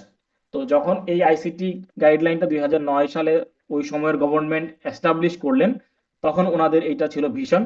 ওই vision অনুযায়ী তারা আসলে এটা comply করার চেষ্টা করেছেন, এবং কি অ্যাচিভমেন্ট হয়েছে কি হয় নাই আমরা যারা বাংলাদেশের নাগরিক তারা অনেকটাই জানি, ওই বিতর্ক করার সুযোগ হবে না আমাদের। তো অবজেক্টিভ গুলো কি কি ছিল সেটা আমরা একটু দেখি, যে একটু দেখে আসছি। সোশ্যাল ইকুইটির আন্ডারে কি কি কভার করবে: ensure social equity, gender parity, equal opportunity and equitable participation in nation building through access to ICTs for all, including persons and disabilities and special needs। মানে এখানে তারা চেষ্টা করছে যে আমরা যারা সমাজে আছি, উঁচু নিচু, সুবিধা বঞ্চিত বা সুবিধা বঞ্চিতদের বাইরেও যারা আরো বিশেষ শ্রেণীর আছে, সবাইকে নিয়ে যেন আসলে আমাদের একটা পুরো জাতিকে ডেভেলপমেন্ট আনতে রাখা যায় তাদের প্ল্যান আইসিটি ইউজ করে। Productivity, achieve higher productivity across all economic sectors including agriculture and SMME, small, medium and micro enterprises through use of ICTs. Whereas integrity, achieve transparency, accountability, responsiveness and higher efficiency in the delivery of citizen services। দেখবেন যে সরকারি অফিসগুলোতে IT সহযোগিতা নিয়ে তারা service provide করার চেষ্টা করছে integrity বজায় রেখে। সার্ভিস নিতে গেলে ইন্টিগ্রিটি কি পাওয়া যায় সেটা বিতর্কিত, বাট আমরা এখানে যা দেখছি তাদের প্ল্যান ছিল যে আমাদের সার্ভিসটা ইন্টিগ্রিটি বজায় রেখে অ্যাকাউন্টেবিলিটি, ট্রান্সপারেন্সির মাধ্যমে তারা প্রোভাইড করবে। Education and research, expand the reach and quality of education to all parts of the country using ICTs, ensure computer literacy at all level of education and public service, and facilitate innovation, creation of intellectual property and adoption of ICTs through appropriate research and development।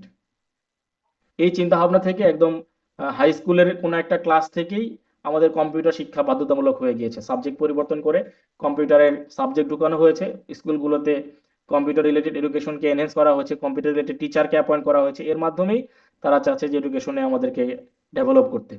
Employment generation, enlarge the pool of world class ICT professionals and cater to the local and overseas employment opportunities, আমরা যে outsourcing করে লক্ষ কোটি টাকা income করা শুরু করে দিয়েছিলাম। তারপর আছে strengthening exports, ensure a thriving software, ITES and IT manufacturing industry to meet domestic and global demands and thereby increase foreign exchange earnings, attract foreign direct investment and reduce dependencies on imports. Healthcare, ensure quality healthcare to all citizens by innovative applications of ICTs. Universal access, ensure connectivity to all as public service obligation. Last আর দুইটা point আছে, environment, climate and disaster management, enhance creation and adoption of environment friendly green technologies, ensure safe disposal of toxic wastes, minimize disaster response time, enable effective climate change management program through use of ICTs, as Bangladesh is the facing the dual scourge of environmental pollution due to raising industrial and consumer wastes and all also global warming induced climate changes due to excessive carbon emissions of the industrialized countries. Final one, support to ICT. এই কাজগুলো comply করতে গেলে ICT ডিপার্টমেন্টকে বিভিন্ন মন্ত্রণালয়, organisation বা সমিতি থেকে সহযোগিতা করতে হবে, কোঅপারেশন করতে হবে। এটাই ছিল সাপোর্ট টু আইসিটি। এবং এর জন্য ন্যাশনাল ডেভেলপমেন্টের একটা বড় পার্ট ছিল যে এতগুলি আইটি ইকুইপমেন্ট বা এনভায়রনমেন্টে যদি আমরা যাই তাহলে আমাদেরকে আনইন্টারাপ্টেড পাওয়ার লাগবে। এই জন্য ইন্ডাস্ট্রিতে পাওয়ার ডেভেলপমেন্ট করার জন্য, বিদ্যুৎ বাড়ানোর জন্য তারা যথাযোগ্য ব্যবস্থা নিয়েছে। তাদের যে স্ট্র্যাটেজিক প্ল্যান, এই স্ট্র্যাটেজিক প্ল্যানগুলোকে আসলে ইমপ্লিমেন্ট করার জন্য তারা 3 ধরনের প্রকল্প বা প্রজেক্ট হাতে নিয়েছেন, যেটাকে আমরা যদি বাংলায় বোঝার জন্য বলি স্বল্প মেয়াদী, মধ্যমেয়াদী এবং দীর্ঘমেয়াদী। তাহলে আমাদের যে অ্যাকশন প্ল্যান সোশ্যাল ইকুইটির আন্ডারে অনেকগুলো অ্যাকশন প্ল্যান আছে পলিসি গাইডলাইনে। কিভাবে করছে তারা অ্যাকশন প্ল্যান? এই অ্যাকশন প্ল্যানে প্রাইমারি কোন কোন অর্গানাইজেশন সহযোগিতা করবে, মানে প্রাইমারি অ্যাক্টরস। এই অ্যাকশন প্ল্যান যদি আমরা ফাইনালি ইমপ্লিমেন্ট করতে পারি তাহলে এক্সপেক্টেড কি কি বেনিফিট আমরা পাবো বা ডেলিভারেবলস গুলো কি কি হবে, শর্ট টার্মে আমাদের কি করব, কি অ্যাচিভমেন্ট, মিড টার্মে কি অ্যাচিভমেন্ট এবং লং টার্মে কি অ্যাচিভমেন্ট। এটা ছিল আমাদের আইসিটি পলিসি ইমপ্লিমেন্টেশনের একটা ছক। এখানে যেভাবে ছকে লেখা আছে, ন্যাশনাল আইসিটি পলিসির আন্ডারে আমাদের যে ইনফরমেশন কমিউনিকেশন টেকনোলজি মিনিস্ট্রি ছিল তারা এই পদ্ধতি অনুযায়ী কাজ করে গিয়েছে। আমরা কি অ্যাচিভমেন্ট পেয়েছি সেটা আমরা পরে জেনে নিব। তাহলে এই টেবিলের টপ লাইনটা আমরা একটু ফলো করে রাখি। এখানে লেখা আছে কি অ্যাকশন আইটেম, তারপর আছে primary actors, expected deliverables and benefits, আমরা এখান থেকে কি বেনিফিট পেতে পারি ফাইনালি, দেন শর্ট টার্মে কি পাবো, মিড টার্মে কি এবং লং টার্মে কি পাবো। তাহলে আমাদের এই কয়েকটা পয়েন্ট একটু মাথায় রাখি, আপনারা যদি একটু ছবি তুলে রাখেন বা স্ক্রিনশট নিয়ে রাখেন তাহলে কম্পেয়ার করতে সহজ হবে। আমি যেটা শেয়ার করে দিব, পাশাপাশি এই কয়েকটা নাম আমরা একটু মনে রাখার চেষ্টা করি, বা একটু যদি কেউ ই করেন কপি করে রাখেন, বা আমি এটা ইয়ে করে দিতে পারি আপনাদের চ্যাট বক্সে দিয়ে দিতে পারি এখনই। তাহলে আমরা যখন পরবর্তী গাইডলাইনটাতে যাব কি কি চেঞ্জ আসছে ফলো করতে সহজ হবে। আমি এটা চ্যাট বক্সে এখনই দিচ্ছি যেন আমাদের স্যার আলোচনার সহজ দিয়ে দিয়েছি স্যার চ্যাট বক্সে। স্যার চ্যাট বক্সে দিয়ে দিয়েছি। তো ফাইন, তাহলে তো হয়ে গেছে, আর প্রয়োজন নেই আমার দেয়া। তাহলে আমরা এখন পরবর্তী একটাতে পলিসিটাতে যাচ্ছি। তাহলে কি কি পরিবর্তন হয়েছে আমরা সহজেই জানতে পারবো।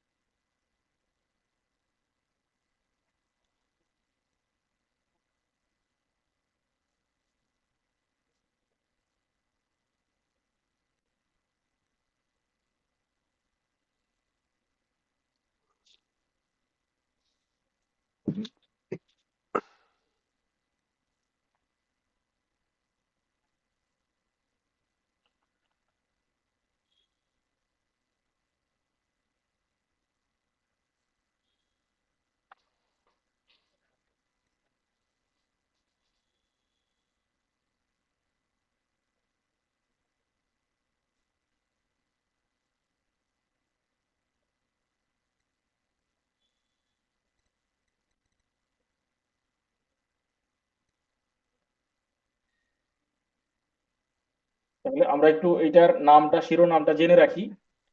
এটা হচ্ছে 2018 সালের 15 নভেম্বরে আমাদের এই পলিসি গাইডলাইনটা এস্টাবলিশ হয়। গ্যাজেট আকারে পাবলিশ হয়। এটার নাম হচ্ছে জাতীয় তথ্য ও যোগাযোগ প্রযুক্তি নীতিমালা, আইসিটি পলিসি 2018। এখানে সংক্ষিপ্ত শিরোনাম প্রবর্তন, মানে যেই দিন এটা গ্যাজেট হয়েছে তারপরে থেকে অনতিবিলম্বে এটা কার্যকর হবে। এখানে কিছু ডেফিনেশন আছে, আমরা এগুলো আস্তে আস্তে জানবো, শিখে নিব। আমরা শুধুমাত্র কম্প্যারিজনটাকে দেখে আসি, যেহেতু মাথায় ওটা এখন ঘুরতেছে সবার।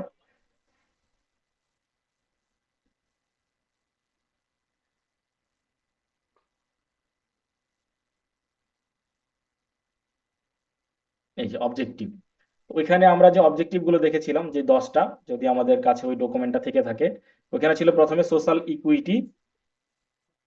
এখানে দেখেন সোশ্যাল ইকুইটিটা পরবর্তীতে আসছে 2.3-এ, 2.2.3, সামাজিক সমতা এবং সার্বজনীন প্রবেশাধিকার, social equity and universal access. তাহলে আগের ডকুমেন্টও কিন্তু ইউনিভার্সাল অ্যাক্সেস ছিল, তাহলে এই দুইটাকে মিলে একসাথে করা হয়েছে। তারপরে ছিল কি আমাদের প্রোডাক্টিভিটি, আগের ডকুমেন্টে 2009 সালের পলিসিতে আমাদের ছিল প্রোডাক্টিভিটি। এখানেও আছে 2.228, এখানে আছে উৎপাদনশীলতা বাড়ানো, এনহ্যান্সিং প্রোডাক্টিভিটি। আগে ছিল শুধু প্রোডাক্টিভিটি। দেন পরে আরেকটা ছিল ইন্টিগ্রিটি, ইন্টিগ্রিটির পরে আমাদের ছিল এডুকেশন এন্ড রিসার্চ। এখানেও দেখেন এডুকেশন রিসার্চ কি করা হয়েছে, skill development and environment, sorry employment, skill development and skill employment generation. তাহলে এখানেও একটা পরিবর্তন আসছে, নতুন কিছু আসছে, এই জন্য আমরা এটাকে কম্পেয়ার করতে চাচ্ছি। এরপর আছে স্ট্রেংথেনিং এক্সপোর্ট। তারপরে ছিল আমাদের এখানে হেলথ কেয়ার, হেলথ কেয়ার পাশাপাশি ছিল এনভায়রনমেন্ট, ক্লাইমেট, ডিজাস্টার ম্যানেজমেন্ট, আর ফাইনাল ছিল সাপোর্ট টু আইসিটি। তাহলে এইটা কনসিডার করলে নতুন কি কি আসলো আমাদের এখানে, ডিজিটাল গভর্নমেন্ট এটা নতুন আসছে, ডিজিটাল সিকিউরিটি নতুন আসছে। আগে ছিল এডুকেশন এন্ড রিসার্চ, এখন সাথে ইনোভেশনটা অ্যাড করছে। এইগুলোর সাথে খুব বেশি অ্যাড হয় নাই।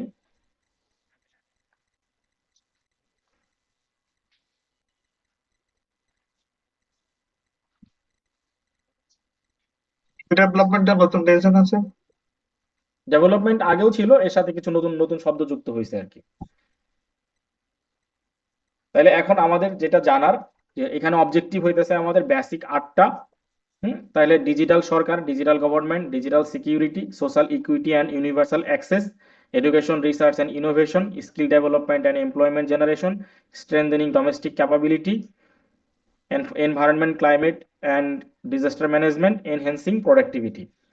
এখানেও একই রকম আগের মতোই, যে তারা স্বল্পমেয়াদী, দীর্ঘমেয়াদী এবং সরি স্বল্পমেয়াদী, মধ্যমেয়াদী, দীর্ঘমেয়াদী, এই 3 পদ্ধতিতে তারা এই টার্গেট গুলোকে অ্যাচিভ করতে চায়। এখন এই ডকুমেন্টটা বাংলায় হওয়াতে আমাদের জন্য প্রবলেম হচ্ছে যে আমরা যে ইংরেজিতে পরীক্ষা দিব, বাংলাটা পড়ে ইংরেজি কনভার্ট করা একটু কঠিন।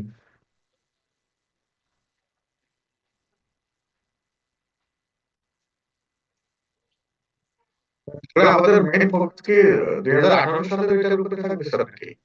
আমাদের মেইন ফোকাস 2018 সাল এবং 2006 সালের যে তথ্য প্রযুক্তি আইন, এই দুইটার উপর মেইন ফোকাস থাকবে। তারপরে এই দুইটার সাথে রিলেটেড যেগুলো আছে এগুলো আমরা একটু দেখবো, কিন্তু এই দুইটা আমাদের মেইন ফোকাস, যেহেতু এই দুইটাকে আমাদের একদম নির্দিষ্ট করে দিয়েছে ওনারা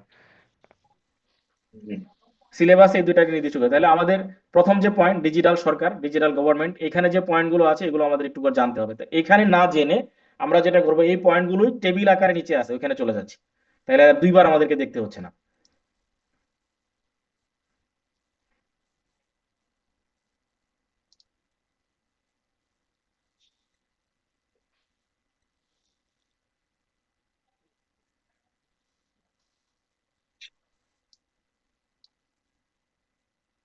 তাহলে ডিজিটাল গভর্নমেন্টের ওইখানে আমরা যে টেবিলটা দেখেছিলাম, সেম টেবিল, ক্রমিক নাম্বার, করণীয় বিষয়, প্রাথমিক বাস্তবায়নকারী সংস্থা যারা এটা বাস্তবায়ন করবে, প্রত্যাশিত ফলাফল, এখান থেকে আমরা কি বেনিফিট পাবো, স্বল্প মেয়াদী 2021 সাল, 2030 এবং 2041। কিছু কিছু দেখা গেছে 21 সাল পর্যন্ত অ্যাচিভমেন্ট হয়ে গেছে, তারপরে কিছু অ্যাচিভমেন্টের বাকি আছে, 2030-এর মধ্যে হবে। আর কিছু প্রস্তাবনা প্ল্যান করা ছিল 2041 সাল পর্যন্ত হবে। এখন যেহেতু সরকারি পরিবর্তন হয়ে গেছে, এই পলিসি গাইডলাইন কিভাবে ইমপ্লিমেন্ট হবে এটা হয়তো মন্ত্রণালয় বাকিটা আমাদের সাধারণ জনগণকে ক্লিয়ার করবে কি করতে চায়। তো আমাদের, আমরা কয়েকটা পয়েন্ট পড়ি, সবগুলো পড়ে শেষ করতে পারবো না, অনেক সময় লেগে যাবে। আমরা কয়েকটা পড়ে আমরা একটা ব্রেকে যাব সামনে। তো আমরা কয়েকটা পয়েন্ট একটু নিজেরা বোঝার জন্য বলছি কিভাবে আমাদের এটা পড়তে হবে। এখানে বাম দিকে লেখা আছে করণীয় বিষয়। তাহলে ডিজিটাল গভর্নমেন্টের আন্ডারে আমাদের 1 নম্বরে টার্গেট ছিল সকল সরকারি সেবা যে কোনো স্থান হতে সহজে, স্বচ্ছভাবে, কম খরচে, কম সময়ে ডিজিটাল ডিভাইসের মাধ্যমে প্রাপ্তি নিশ্চিতকরণ। তো এটার ক্ষেত্রে তাদের প্রাথমিক পরিকল্পনা ছিল যে সমস্ত মন্ত্রণালয়, বিভাগ, দপ্তর, সংস্থা সবাই এই গাইডলাইন মেনে চলবে। প্রত্যাশিত ফলাফল কি? অল্প ব্যয়ে মানে স্বল্প ব্যয় ও সময়ে সকল সেবা প্রাপ্তি নিশ্চিত করা। তাহলে কম খরচে কম সময়ে আমরা সরকারের সব সার্ভিসগুলো পেয়ে যাব। এই গাইডলাইন অনুযায়ী ওনারা বলছে যে 2021 সালের মধ্যে আমাদের এটা 100% অ্যাচিভমেন্ট হয়ে যাবে। যদি এটা 2018 সালের গাইডলাইন, সেই গাইডলাইনে বলছে 2021-এর মধ্যে আমাদের সম্পূর্ণ হয়ে যাবে। পরে 2 নম্বরে আছে ডিজিটাল পদ্ধতিতে সকল সেবা গ্রহণে নাগরিকদের সক্ষমতা উন্নয়ন ও অবহিতকরণে ব্যবস্থা গ্রহণ। কারণ শুধু তো ডিজিটাল সার্ভিস দিলে হবে না, আমার গ্রামের মানুষজন তাদেরকে এই সেবার আওতায় নিয়ে আসতে হবে, তাদেরকে এটা ব্যবহার পদ্ধতি শিখাতে হবে। এই জন্য যেটা করেছে ওনারা, সকল ইউনিয়ন পর্যায়ে ডিজিটাল সেন্টার, আগে যেটা ছিল সেবা কেন্দ্র, এখন ওটা ইউনিয়ন ডিজিটাল সেন্টার বলে। ইউনিয়ন ডিজিটাল সেন্টারের মাধ্যমে ওইখানে কম্পিউটার আছে, আইটি ইকুইপমেন্ট গুলি আছে, ওইখানে একজন সহায়তাকারীও থাকে, তাদেরকে তারা এন্টারপ্রেনার বলে, আইটি এন্টারপ্রেনার। তার সহযোগিতা নিয়ে আমরা এই সেবাগুলো পেতে পারি, কারণ আমাদের সবার বাসায় তো কম্পিউটার বা আইটি ইকুইপমেন্ট নাও থাকতে পারে। এই জন্য প্রত্যেকটি ইউনিয়ন পরিষদেই এই সার্ভিসটা অ্যাভেলেবল করে রাখা হয়েছে। দেন সকল মন্ত্রণালয়, বিভাগ ও দপ্তরে ডিজিটাল সার্ভিস প্রদানের ক্ষেত্রে সার্ভিস চিহ্নিতকরণ, ক্রয়ের ব্যবস্থাকরণ ও বাস্তবায়নের উদ্দেশ্য প্রতিষ্ঠানের শীর্ষ পর্যায়ে chief innovation officer ICT focal point কর্মকর্তাদের দায়িত্ব প্রদান। তাদের যারা এক্সিস্টিং কর্মকর্তা আছে তাদের মধ্যে থেকেই যদি সম্ভাব্য এরকম যোগ্যতা সম্পন্ন কেউ থাকে, তাদেরকে এই দায়িত্ব দিয়ে আমাদের এই অ্যাচিভমেন্টটা 100% 2021 সালের মধ্যে কমপ্লাই করার পরিকল্পনা। এরপর আছে সরকারি প্রতিষ্ঠানে আইসিটি পেশাজীবী দ্বারা আইসিটি সেল স্থাপন। এই সেলের মাধ্যমে আইসিটি সংশ্লিষ্ট পদ সৃজন করা, সরকারি পর্যায়ে সকল আইসিটি সংশ্লিষ্ট পদকে কারিগরি পদ হিসেবে চিহ্নিতকরণ। এটাও একটা কম্পোনেন্ট ছিল, আমরা 2021 সালের মধ্যে 100% অ্যাচিভ করব বলে টার্গেট বা প্ল্যান ছিল। তাহলে আমরা খুব বেশি পড়তেছি না, কারণ এটা বেশি পড়তে গেলে অনেক সময় লেগে যাবে। আমি এই ডকুমেন্টটা এখনই শেয়ার করে দিচ্ছি, দিয়ে আমরা একটা ছোট্ট ব্রেক নেই। তারপরে হচ্ছে আমরা আইসিটি অ্যাক্ট 2006 যেটা, ওইটাও আমরা পড়বো। তো এইটা পড়ার জন্য আমাদের গাইডলাইন হচ্ছে যে এই টপিকস গুলো জানতে হবে, এটা ইমপ্লিমেন্টকারী মানে মানে বাস্তবায়নকারী সংস্থা কারা এটা জানতে হবে, এবং কোন সময়ের মধ্যে আমাদের এটা অ্যাচিভ হওয়ার কথা ছিল বা অ্যাচিভ হবে সম্ভাব্য। এইগুলো নিয়ে এমসিকিউ হইতে পারে। এখন কি কি এমসিকিউ হবে এইটা আসলে আমাদের কাছে কোনো সেপারেট গাইডলাইন নাই, আমরা নিজেরা কিছু এমসিকিউ এখান থেকে বানিয়ে প্র্যাকটিস করার চেষ্টা করব।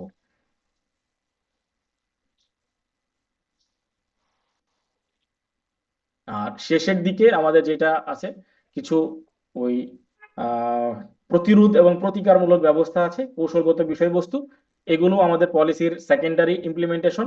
যদি কোনো কারণে প্রয়োজন হয় তাহলে ওইগুলো আমাদের আসলে খেয়াল করতে হবে।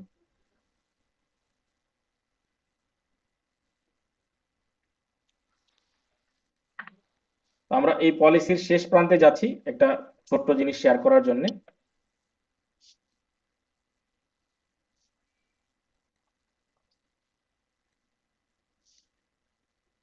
তো পলিসির যে কৌশলগত বিষয়বস্তুগুলো আছে এইগুলোতে প্রায় টোটাল 8টা পয়েন্টেরই সেপারেট সেপারেট কৌশলগত বিষয় আছে।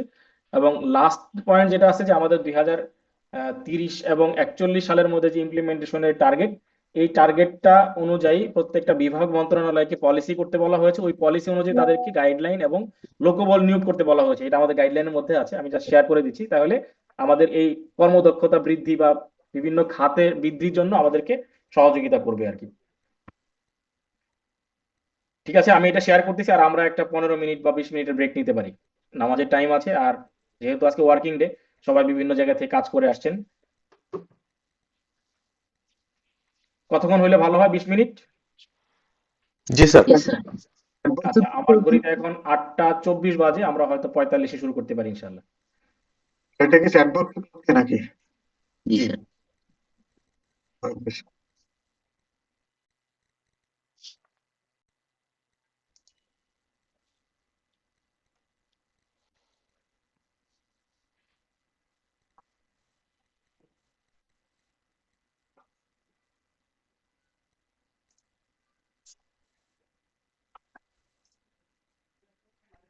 ছিল ওইখানের সেকেন্ড পার্ট হচ্ছে আমাদের তথ্য ও যোগাযোগ প্রযুক্তি আইন 2006। কারণ ওইখানে যেটা লেখা আছে ওই আইনটা আসলে আরেকটা আইন, আমি ওটাও দেখাবো আপনাদের জন্য। তো এই আইনটা আমাদের বাংলায় আছে, পাশাপাশি একটা ইংরেজি ভার্সন আছে। বাংলাটাই হচ্ছে গ্যাজেট। তো কোথাও যদি কোনো প্রবলেম হয় বা শব্দের অর্থ বুঝতে গিয়ে শব্দের কারণে, অনুবাদের কারণে ঝামেলা হয়, সেক্ষেত্রে বাংলাটাই প্রিভেল করবে।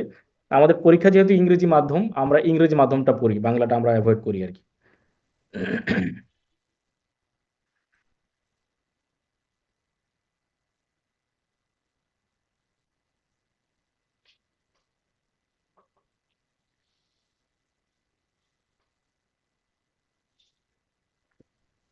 স্যার আমাদেরকে দুইটা ভার্সনই দিয়েন স্যার, বাংলা জি ইংলিশ।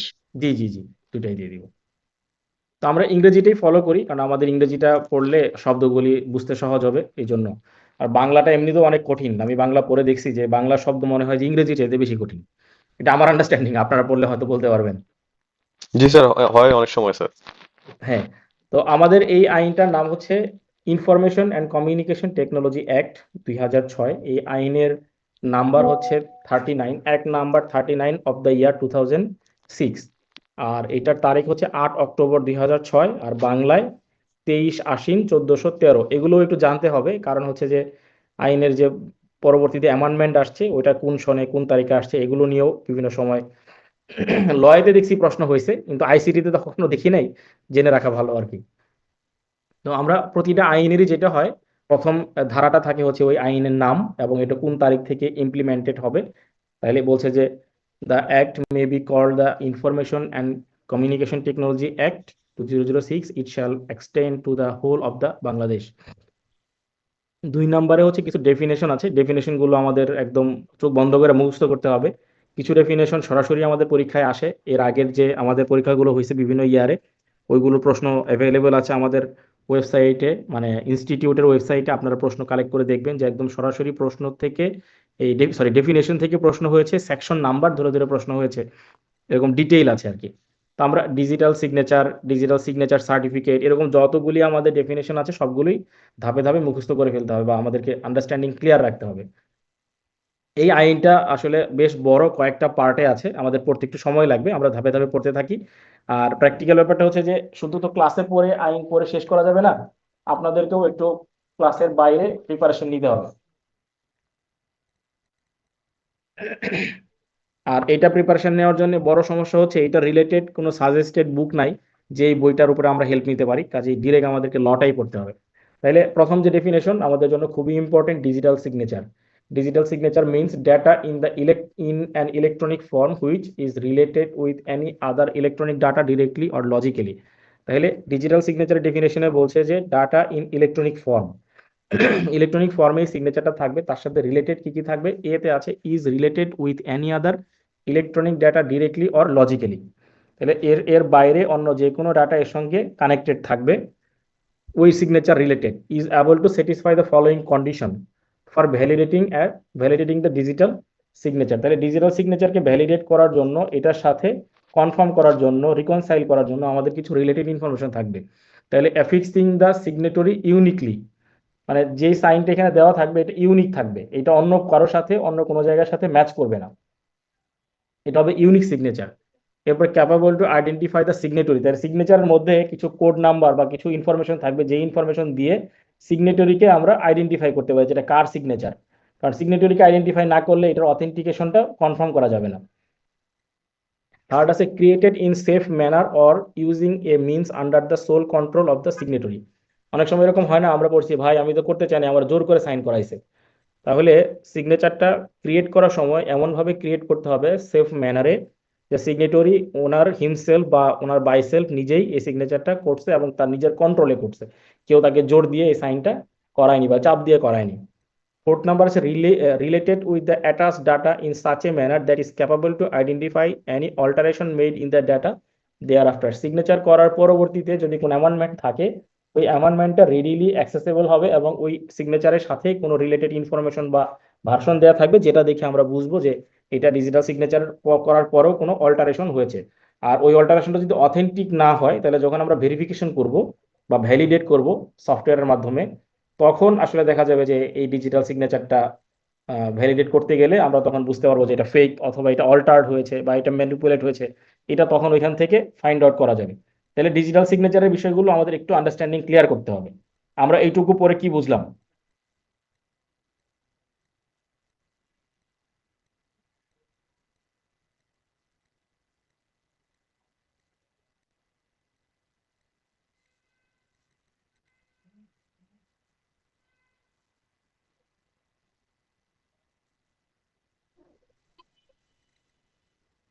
স্যার এখানে ডিজিটাল সিগনেচার এটা এটা স্যার ইউনিক হবে স্যার। জি, এটা কারোর সাথে কারো মিলবে না স্যার। আর এটা স্যার আহ, নিজের কন্ট্রোলে স্যার এটা সিগনেচারটা থাকবে স্যার। জি, আমার কন্ট্রোলে থাকবে না, আমার সোল কন্ট্রোলে এটা জেনারেট হবে। কারণ আমি তো এই সিগনেচারটা দিয়ে ডকুমেন্টটা শেয়ার করে দিব, সিগনেচারটা অন্যরাও দেখতে পারবে, বাট এইটার ফুল কন্ট্রোল আমার কাছে থাকবে আর কি। জি স্যার।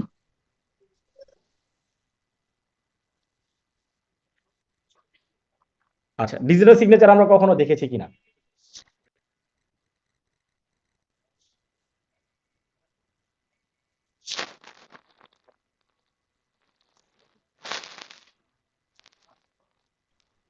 ড্রাইভিং লাইসেন্স করার সময় একটা সিগনেচার দিতে হয়েছিল, ওইটা কি ডিজিটাল সিগনেচার? এইটা ডিজিটাল ফর্মে সিগনেচার, কিন্তু ডিজিটাল সিগনেচারের যে নিয়ম কানুন সেটা এখানে কভার করে না আর কি। আমাদের সিগনেচারটা তারা আসলে ডিজিটালি নিয়েছে। ব্যাংক পাসপোর্ট করার সময় এটা সিগনেচার নাই তো স্যার একটা? হ্যাঁ, ওই একই রকম পাসপোর্ট এবং ড্রাইভিং লাইসেন্স বা আমরা যখন স্যার ভোটার আইডি সময়ও নেয়, হ্যাঁ আমাদের স্মার্ট নিয়েছিল। স্মার্ট স্মার্ট কার্ড করার সময় আমরা করি। ওটা ইনপুট করার পরে এটা তো ফরম্যাটের ভিতরে যে সিগনেচারটা ভালো, ওইটা কি ডিজিটাল সিগনেচার স্যার নাকি? না, এটা ডিজিটালি সিগনেচার নেওয়া হয়েছে, কিন্তু এটা ডিজিটাল সিগনেচার না।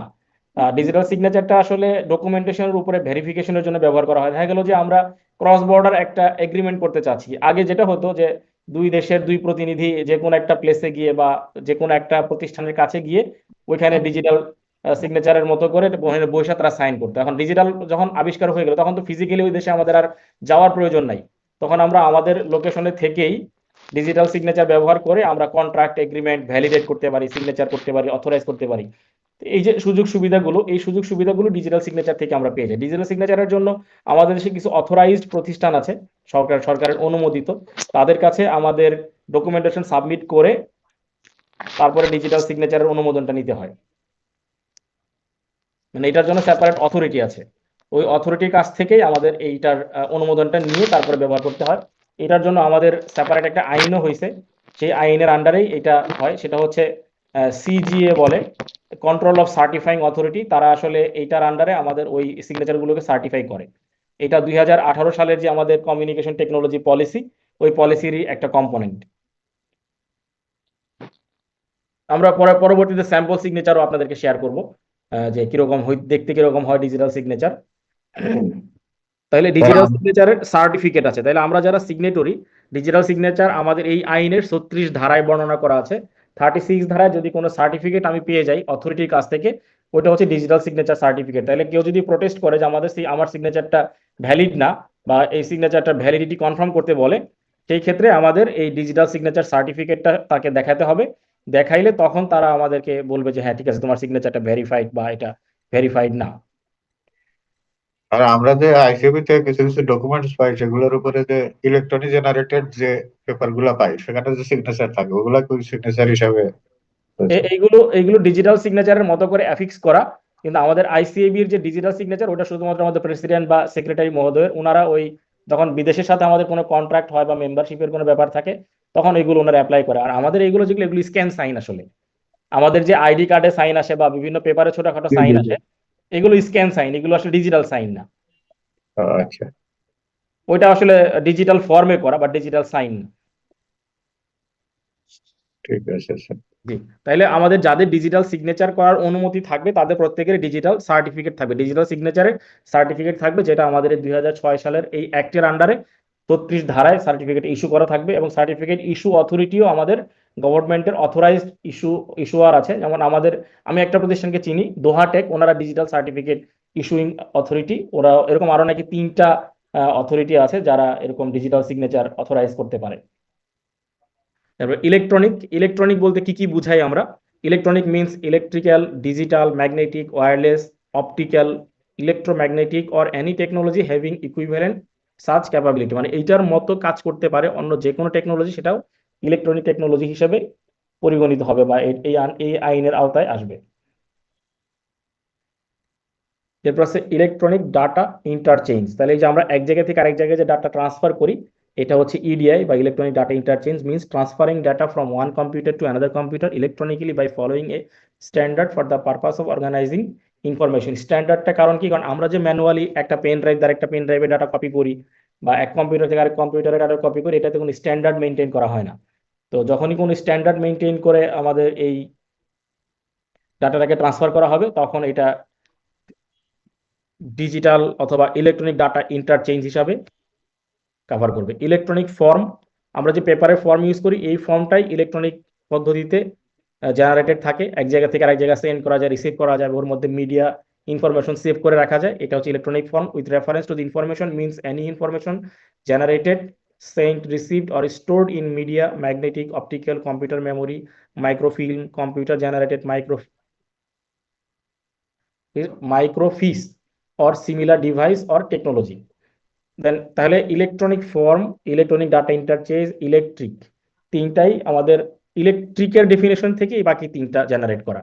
এরপর ইলেকট্রনিক গ্যাজেট, আমরা যেরকম প্রিন্টেড গ্যাজেট পাই, সেম যদি প্রিন্টেড গ্যাজেটের পাশাপাশি ইলেকট্রনিক গ্যাজেট গভর্নমেন্ট পাবলিশ করে, সেটা ইলেকট্রনিক গ্যাজেট হিসাবে, এডিশন হিসাবে অথরাইজ করবে।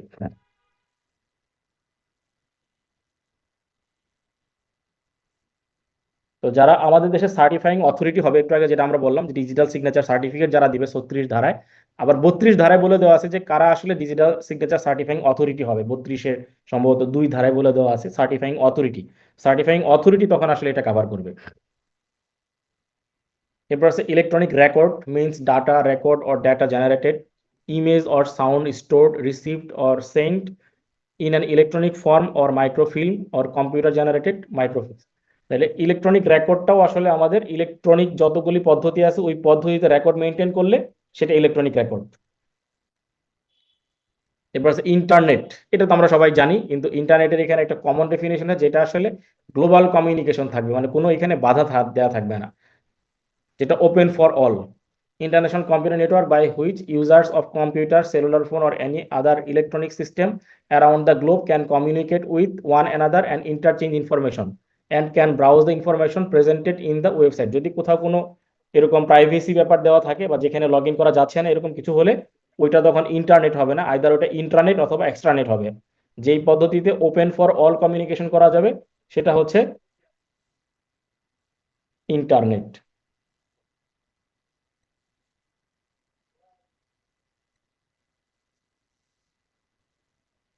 ইলেকট্রনিক মেইল বা সংক্ষেপে যেটাকে আমরা ইমেইল বলি।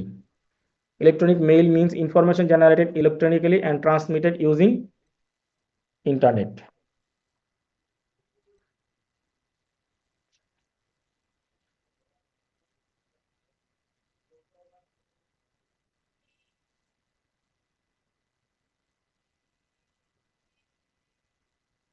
এরপর আছে data. Data means a representation of information, knowledge, facts, concepts or instructions which are being prepared or have been prepared in a formalized manner and is intended to be processed, is being processed or has been processed in a computer system or computer network, maybe in any form including computer printout, magnetic or optical storage media, punch card, punch tape or stored internally in the memory of the computer। মানে data ডেফিনেশনটা বড় হইলেও সহজ ভাষায় electronic মিডিয়াতে আমরা যদি কোনো information বা তথ্য বা আমাদের ফ্যাক্ট, কনসেপ্ট, ইনস্ট্রাকশন স্টোর করে রাখি, সেটা হচ্ছে ডেটা।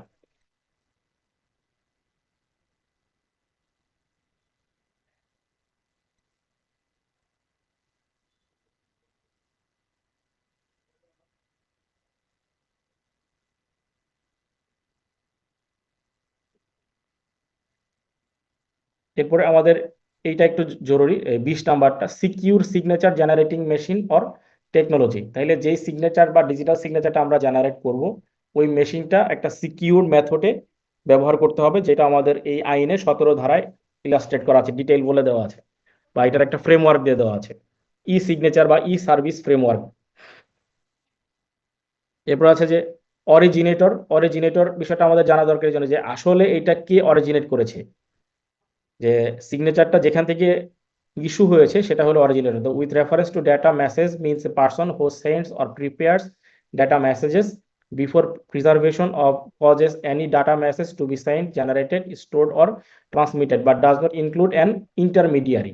তার মানে যিনি এটা প্রাইমারি ইস্যুয়ার উনি হচ্ছে অরিজিনেটর, যদি মাঝখানে কোনো অথরিটি কাজ করে এটাকে ট্রান্সমিট করার জন্য মধ্যস্বত্বভাবে ইন্টারমিডিয়ারি হিসাবে, সেটা আসলে অরিজিনেটর হিসাবে কাজ করবে না। অ্যাড্রেসি, অ্যাড্রেসি হচ্ছে যাকে আমরা এই মেসেজটা থ্রো করছি। Addressee with reference to data message means a person who is intended to be originator or receive the electronic recorded but does not include any intermediary. Verification means such procedure used to identify signatory or authentication of the data message। এই ভেরিফিকেশনটা যদি আমরা একটু বোঝার জন্য বলি, আমরা এখানে ওইভাবে ডিটেল করা নাই, আমি আমার নিজের ইয়ে থেকে বলছি যে কিভাবে এটা করা যেতে পারে। যখন আমরা কোনো ডিজিটাল সিগনেচার কোনো প্রপার্টিতে ইউজ করি, দুইভাবে ইউজ করা যায়। একটা হচ্ছে বেসিক ই সিগনেচার, আর একটা হচ্ছে অ্যাডভান্স ডিজিটাল সিগনেচার বা ই সিগনেচার বা ই সাইন। এই সাইনগুলো ব্যবহার করার জন্য যদি আমরা কোনো সিগনেচার অথরাইজ করতে, তাহলে ওখানে দুই ধরনের থাকে, পিন এবং ওটিপি, এটা দিয়ে ভেরিফাই করা যায়। আবার পাবলিক কি প্রাইভেট কি এই মেথডেও প্রাইমারিলি ভেরিফাই করা যায়।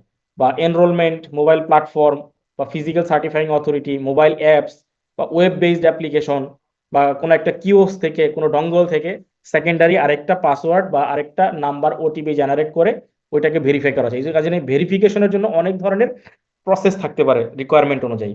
তাহলে verification means such procedure used to identify signatory or authentication of data message। তাহলে যেই মেসেজটা আমি পেলাম অরিজিনেটরের কাছ থেকে, অ্যাড্রেসে যে মেসেজটা পেলো, ওই মেসেজটা ভেরিফিকেশন করার যে প্রক্রিয়া সেটাই ভেরিফিকেশন। আমরা বিভিন্নভাবে শর্ট মেসেজের সিস্টেম ভেরিফাই করতে পারি, পিন নাম্বার দিয়ে, ওটিপি দিয়ে বা ফিঙ্গারপ্রিন্ট ম্যাচিং দিয়ে, ডেমোগ্রাফিক কোনো ইনফরমেশন দিয়ে, পাবলিক কি প্রাইভেট কির মাধ্যমে, fingerprint mobile number, email address, যেই পদ্ধতিতে ভেরিফিকেশন করি ওটাই ভেরিফিকেশন প্রসেস।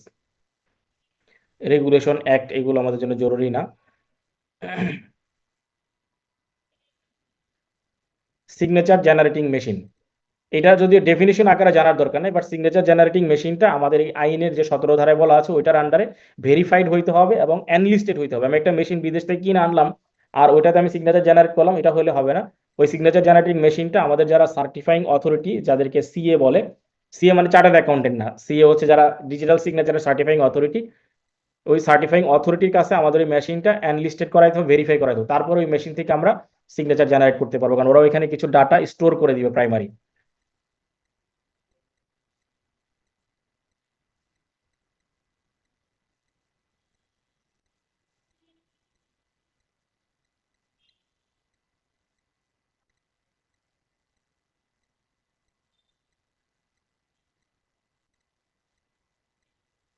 এরপরে আমাদের chapter 2 digital signature and electronic record.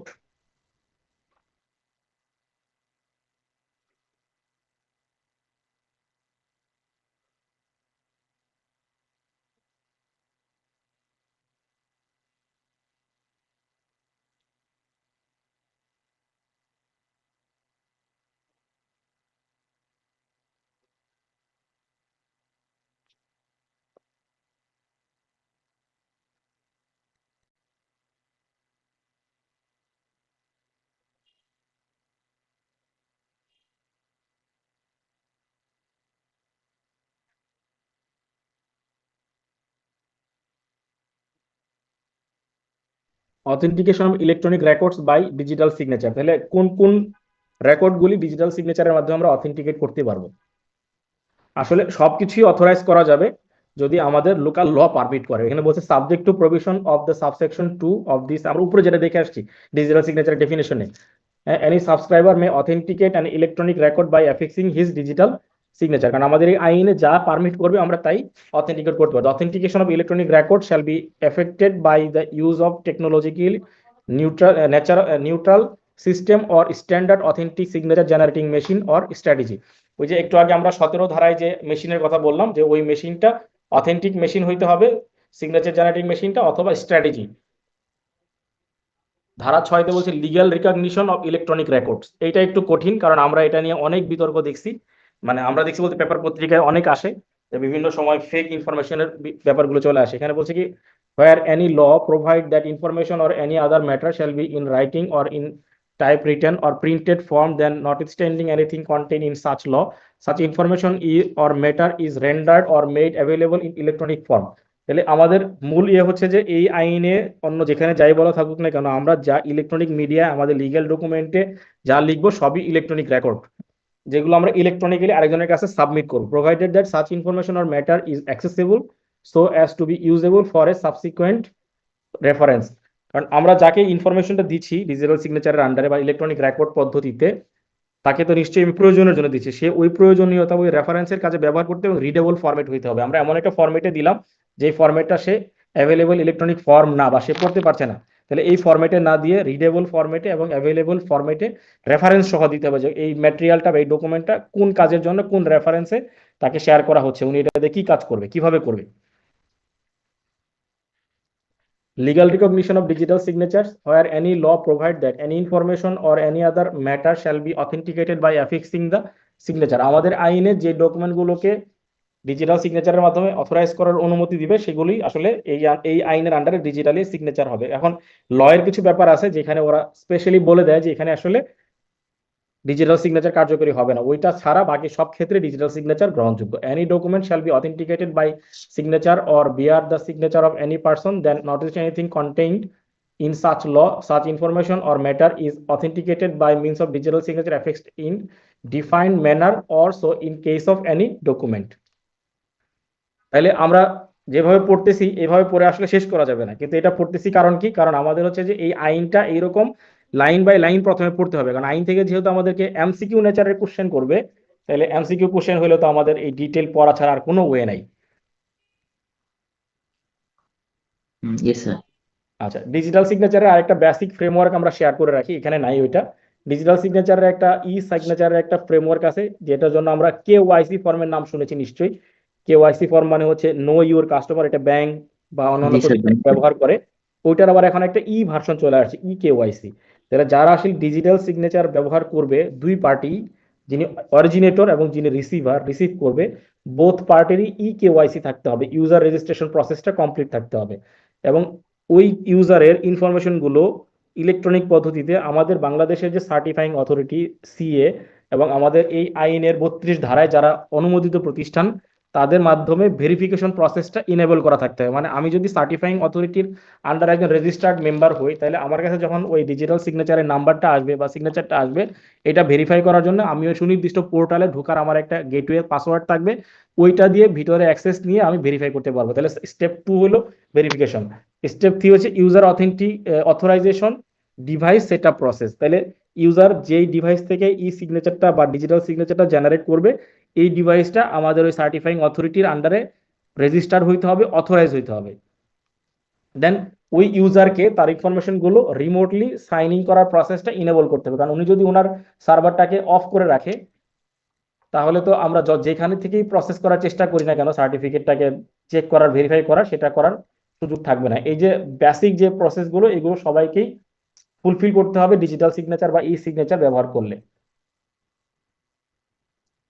যেমন কেওয়াইসির ক্ষেত্রে আমরা নর্মালি যেটা বলতে পারি যে প্রত্যেকটা মেম্বারের বা নাম্বার থাকবে, এনআইডি বা তাদের ন্যাশনাল বা আইডেন্টিফিকেশন নাম্বার থাকবে, full name of signature user, তার বায়োমেট্রিক ইনফরমেশন গুলো, তার ডেট অফ বার্থ, তার এমএসআই এসএসএনডি নাম্বার মানে যেটাকে মোবাইল নাম্বার বলে, ইমেইল অ্যাড্রেস, তার যদি কোনো স্পেশাল কোনো হ্যাশট্যাগ বা কোনো একটা কমেন্ট থাকে যেটা পিন আকারে উনি পরবর্তীতে পাবলিক কি হিসাবে শেয়ার করতে পারে, এই পিন নাম্বার সহ সমস্ত ইনফরমেশন গুলি ওই অথরাইজেশন পোর্টালে ডিটেল দেওয়া থাকবে।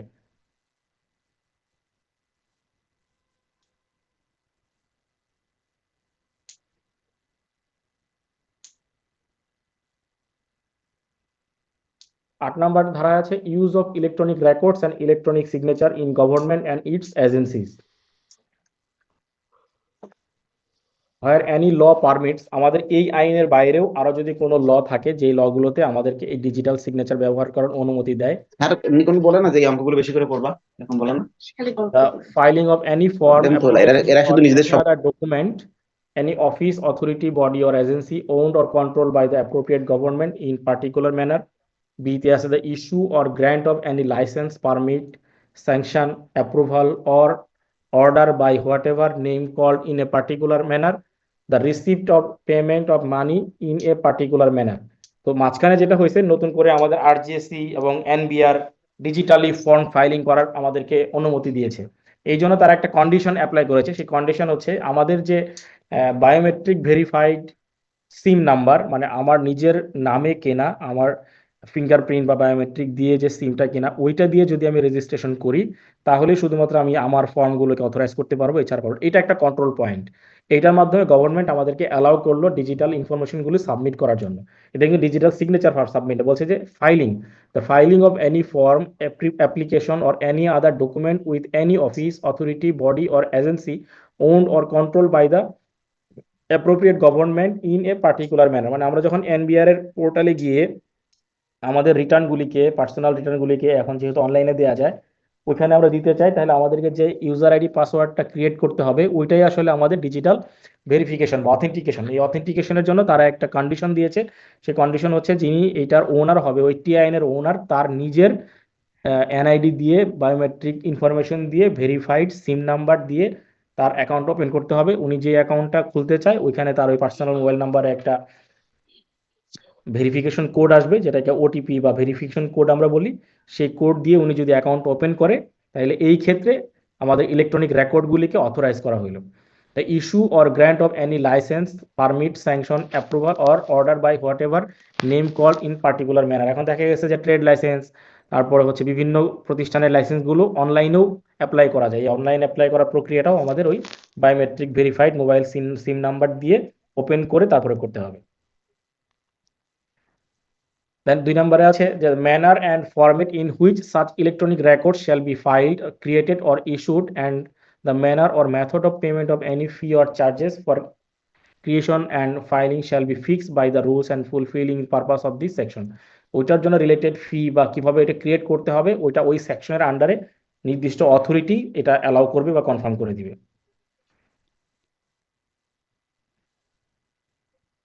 Retention of electronic records. আচ্ছা, আমি তো শুধু বলে যাচ্ছি, আপনারা কি শুনে কিছু বুঝতে পারছেন নাকি আরো কিছু ইনফরমেশন আছে? তুমি তালা লাগাইতে চলে যাও। তো আমার ইনফরমেশন গুলো পড়ে বা সরি শুনে আপনারা কি বুঝতে পারছেন নাকি বুঝতে পারছেন না? আমি শুধু পড়েই যাচ্ছি। জি স্যার, শুনতেছি ও বোঝার চেষ্টা করতেছি স্যার, তারপর বুঝবো ইনশাআল্লাহ। হ্যাঁ, কারণ হচ্ছে যে এগুলো তো মানে মুখস্থ করেও শেষ করা যাবে না, আবার হচ্ছে যে আইন তো সবসময় মনে রাখা যাবে না, বুঝে বুঝে আমাদের একটু নতুন আগাতে পারে। এর মধ্যে থেকে এমসিকিউ হইলে তো আরো আমাদেরকে আরো বেশি কনসাস ওয়েতে সামনে আগাতে হবে। জি স্যার, নতুন তো স্যার এখানে। না, আমরাও নতুন, এই আইন কারোরই মুখস্থ থাকে না, এটা সবার জন্য একই রকম। আইন মুখস্থ করে রাখা আসলে সহজ কাজ না, অনেক কঠিন কাজ। আর আইনের ভাষাগুলো একটু সিস্টেমেটিক ওয়েতে তারা কঠিন কঠিন শব্দ ব্যবহার করে।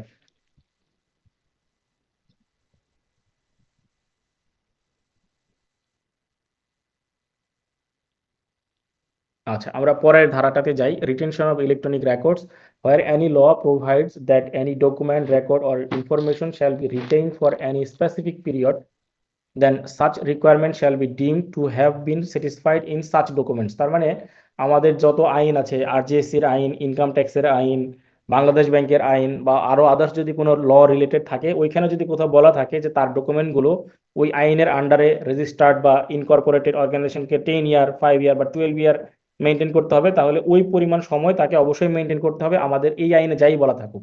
তাহলে প্রথম লাইনে বলছে যে আমাদের স্পেসিফিক লতে যদি কিছু বলা থাকে ওইটা কমপ্লাই করতে হবে। আর এরপরে আমাদের এই আইন, the information content therein remains accessible so as to be usable for an subsequent reference. Electronic ওয়েতে আমরা যে ইলেকট্রনিক রেকর্ডগুলো মেনটেন করব, এটা পরবর্তীতে সাবসিকুয়েন্টলি ইউজ করার বা অ্যাক্সেস করার মতন ইনফরমেশন বা গেটওয়ে আমাদেরকে রেফারেন্সে রাখতে হবে। The electronic record is retained in the format in which it was originally generated, sent or received, or in a format which can be demonstrated to represent accurately the information originally generated, sent or received। এখন এমন যদি হয় যে আমি একটা email করলাম, এটা হচ্ছে আমাদের লোকাল ল্যাঙ্গুয়েজে অথবা ইংরেজি ল্যাঙ্গুয়েজে, দেখা গেলো ওই ইমেইলটা পরবর্তীতে কেউ একজন প্রিজার্ভ করলো আসলে হ্যাশট্যাগ দিয়ে অন্য একটা ফরম্যাটে, এটাও কিন্তু আসলে ইনফরমেশন বা ডকুমেন্টেশন ইলেকট্রনিক রিটেনশনের আন্ডারেই পড়ে।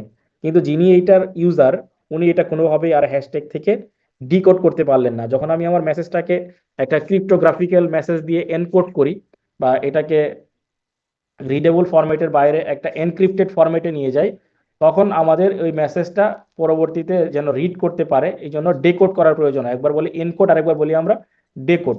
তাহলে ডিকোড করতে গেলে যিনি ইউজার বা যিনি রিসিভার, ওনার জন্য এটা ইজিলি ডিকোড করার অনুমোদন থাকে, বা ওই ইনফরমেশন বা ওই পাসওয়ার্ডটা তার কাছে থাকে অরিজিনাল ফরম্যাটে, বা যদি কোনো আপডেটেড প্রেজেন্টেড ফরম্যাটে রাখে সেটাও যেন রিডেবল হয় রিসিভারের কাছে। আর 3 নাম্বারটা একটু ইম্পর্টেন্ট এখানে আমাদের জন্য, nothing in this section shall apply to any law that expressly provide for the retention of documents, records or information. অন্য কোনো আইনে যদি স্পেশালি কিছু বলা থাকে, এক্সপ্রেস করা থাকে, সেটা আমাদের কমপ্লাই করতে হবে, আমাদের এই আইনে যাই কিছুই বলা থাকুক না কেন।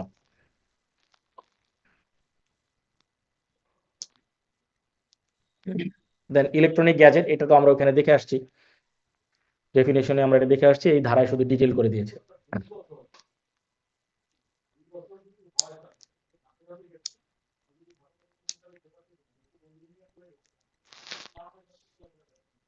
ইলেভেনে আছে no liability on government to accept document in electronic form. Government বলছে যে তার কোনো দায় দায়িত্ব নাই, যে তার আসলে ইলেকট্রনিক ফরম্যাটে ডকুমেন্ট রিসিভ করতেই হবে, কিন্তু এখানেও একটা শর্ত আছে, nothing contain in this act shall buy itself compel any ministry or department of the government or any authority or body established by or under any law or controlled or funded by the government to accept, issue, create, retain, and preserve any document in the form of electronic records or effect any monetary transaction in the electronic form। যে ফরম্যাটে government রাখতে বলবে ওই ফরম্যাটেই রাখতে হবে, যেইভাবে compilation করা থাকবে সেটাই বলতে হবে, এর বাইরে গভর্নমেন্ট অন্য কোনো ডকুমেন্ট অ্যাকসেপ্ট করতে বাধ্য না।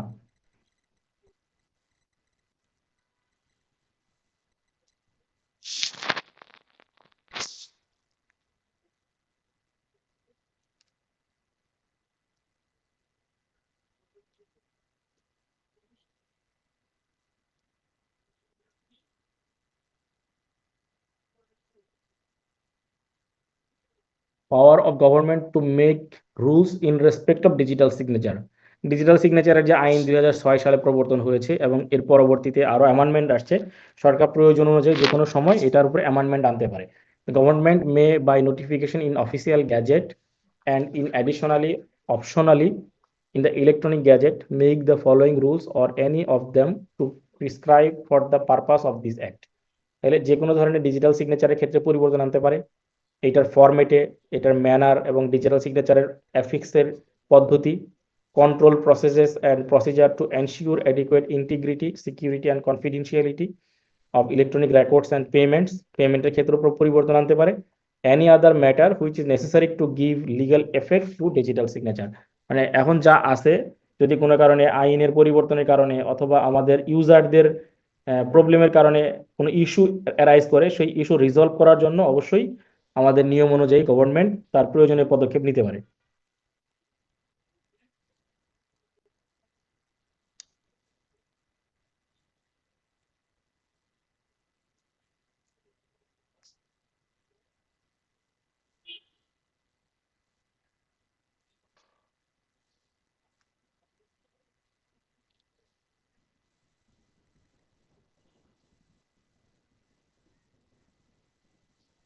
তাহলে আমরা চ্যাপ্টার 3-তে যাই, attribution, acknowledgement and dispatch of electronic records.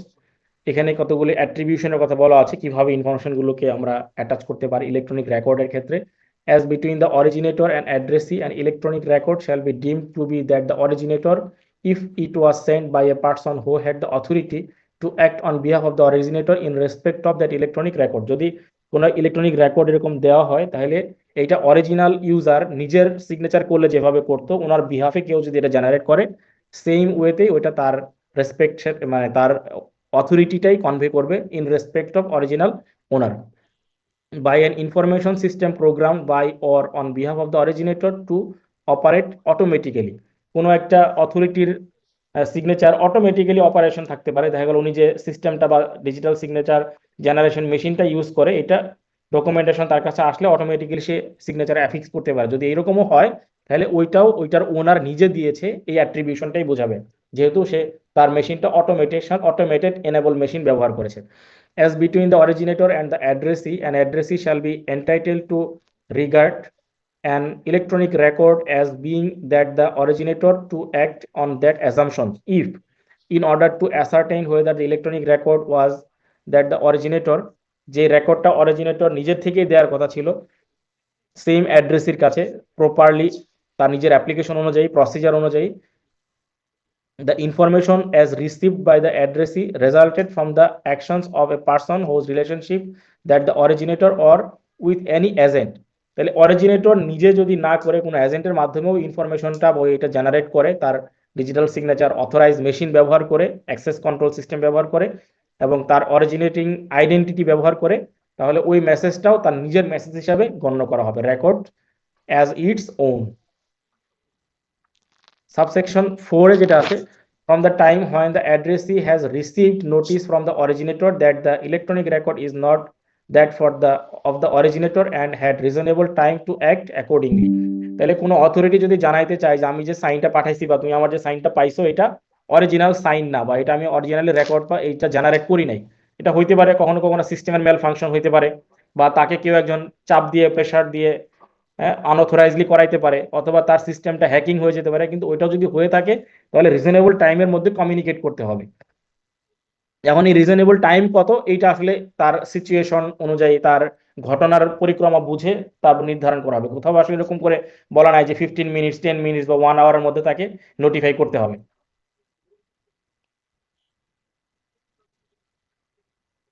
In such case as in clause B, section 3 of this section, at any time when the addressee knew or out have to know, after using reasonable care or using agreed procedure, that the electronic record was not that of the originator. যখন উনি জানবে যে উনি আসলে এইটা originally রেকর্ডটা originator generate করে নাই অ্যাড্রেসের কাছে যেটা আসছে এটা সামহাউ অন্য কোনো পদ্ধতিতে চলে আসছে তখনই উনি এটার বিরুদ্ধে ব্যবস্থা নিতে পারবে বা উনি এটা জেনে তার রিজনেবল গ্রাউন্ডে সেটা প্রসিজারটাকে অ্যাপ্লাই করতে পারবে if in all circumstances of the case it is unconscionable for the addressee to regard the electronic record as being that of the originator or to the assumptions তাহলে এমন যদি হয় যে কনসিডারেশনটা আসলে অ্যাড্রেসই নিজে থেকেই করছে কিন্তু ইলেকট্রনিক ওয়েতে কোথাও একটা মেল ফাংশন হয়েছে তাহলে এইটাও অরিজিনেটরের হয়েই গণ্য করা হবে অ্যাজাম্পশন করা হবে where an electronic record is that of the originator or is deemed to be that of the originator or the addressee is entitled to act on that assumption then as between the originator and the addressee shall be entitled to regard the electronic record received as being what the originator intended to send and to act on that assumption তাহলে যেটা originator পাঠাইতে চাইছে যদি কোনো কারণে এর মাঝখানে কোনো পরিবর্তন হয় তাহলে উনি যেটা অ্যাজ ইট ইজ পাঠাইতে চাইছে এটাই গণ্য করা হবে কিন্তু মাঝখানে পরিবর্তন কখন হবে ওই যে আমরা ডিজিটাল সিগনেচারের ডেফিনেশনে প্রথম জেনে আসলাম যদি কোনো অল্টারেশন হয়ে থাকে তাইলে ওই অল্টারেশনটা ভেরিফায়েবল হইতে হবে অল্টারেশনটা যদি ভেরিফায়েবল হয়ে থাকে ভেরিফিকেশন করা যায় অ্যাকসেপ্ট করা যায় তখন আসলে এই চেঞ্জটাও অ্যাকসেপ্ট করা যাবে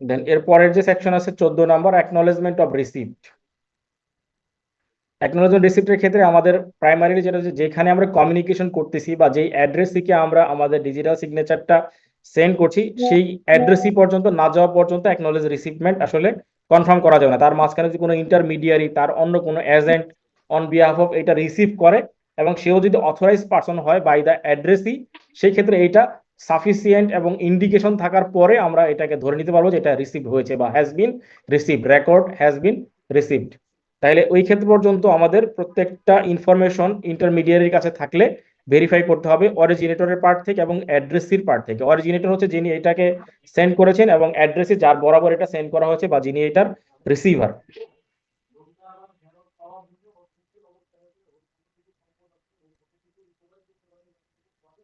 আর যদি কোনো কারণে অ্যাকনলেজমেন্ট রিসিভ পাওয়ার পরে অ্যাড্রেসের কাছ থেকে নোটিশ দেওয়ার বিধান বলা থাকে, may give notice to the addressee stating that no acknowledgement has been received and specifying a reasonable time by which the acknowledgement must be receive. যদি ওইখান থেকে কোনো অ্যাকনলেজমেন্ট না পাওয়া যায় এবং একটা রিজনেবল টাইম ধরে দেওয়া হয় যে এই সময়ের মধ্যেই তাকে জানাইতে হবে, এর মধ্যে যদি আপনি সরাসরি না জানান তাহলে ধরে নেওয়া হবে যে আপনি এটা রিসিভ করেছেন। এই পার্টে আমরা একটা নির্দিষ্ট টাইম মেনশন করে দিব।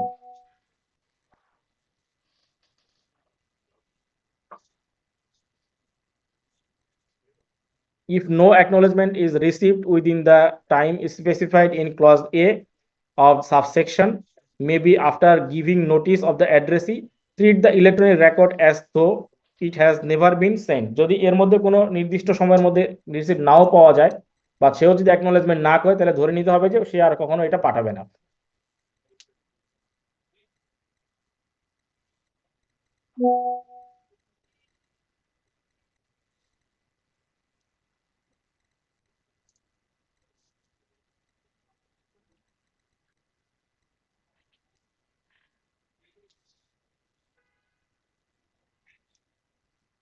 আমাকে 1 মিনিট সময় নেই।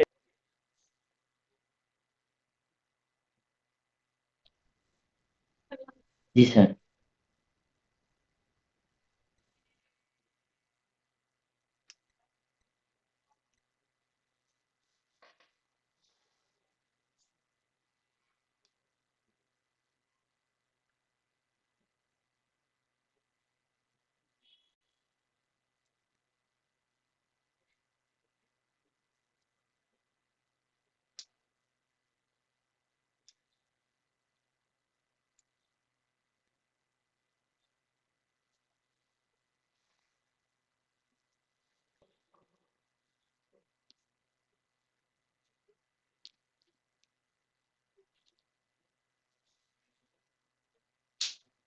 তো একটু প্রবলেম হয়েছে, আমাকে একটু বেরোতে হবে, একটু জরুরি।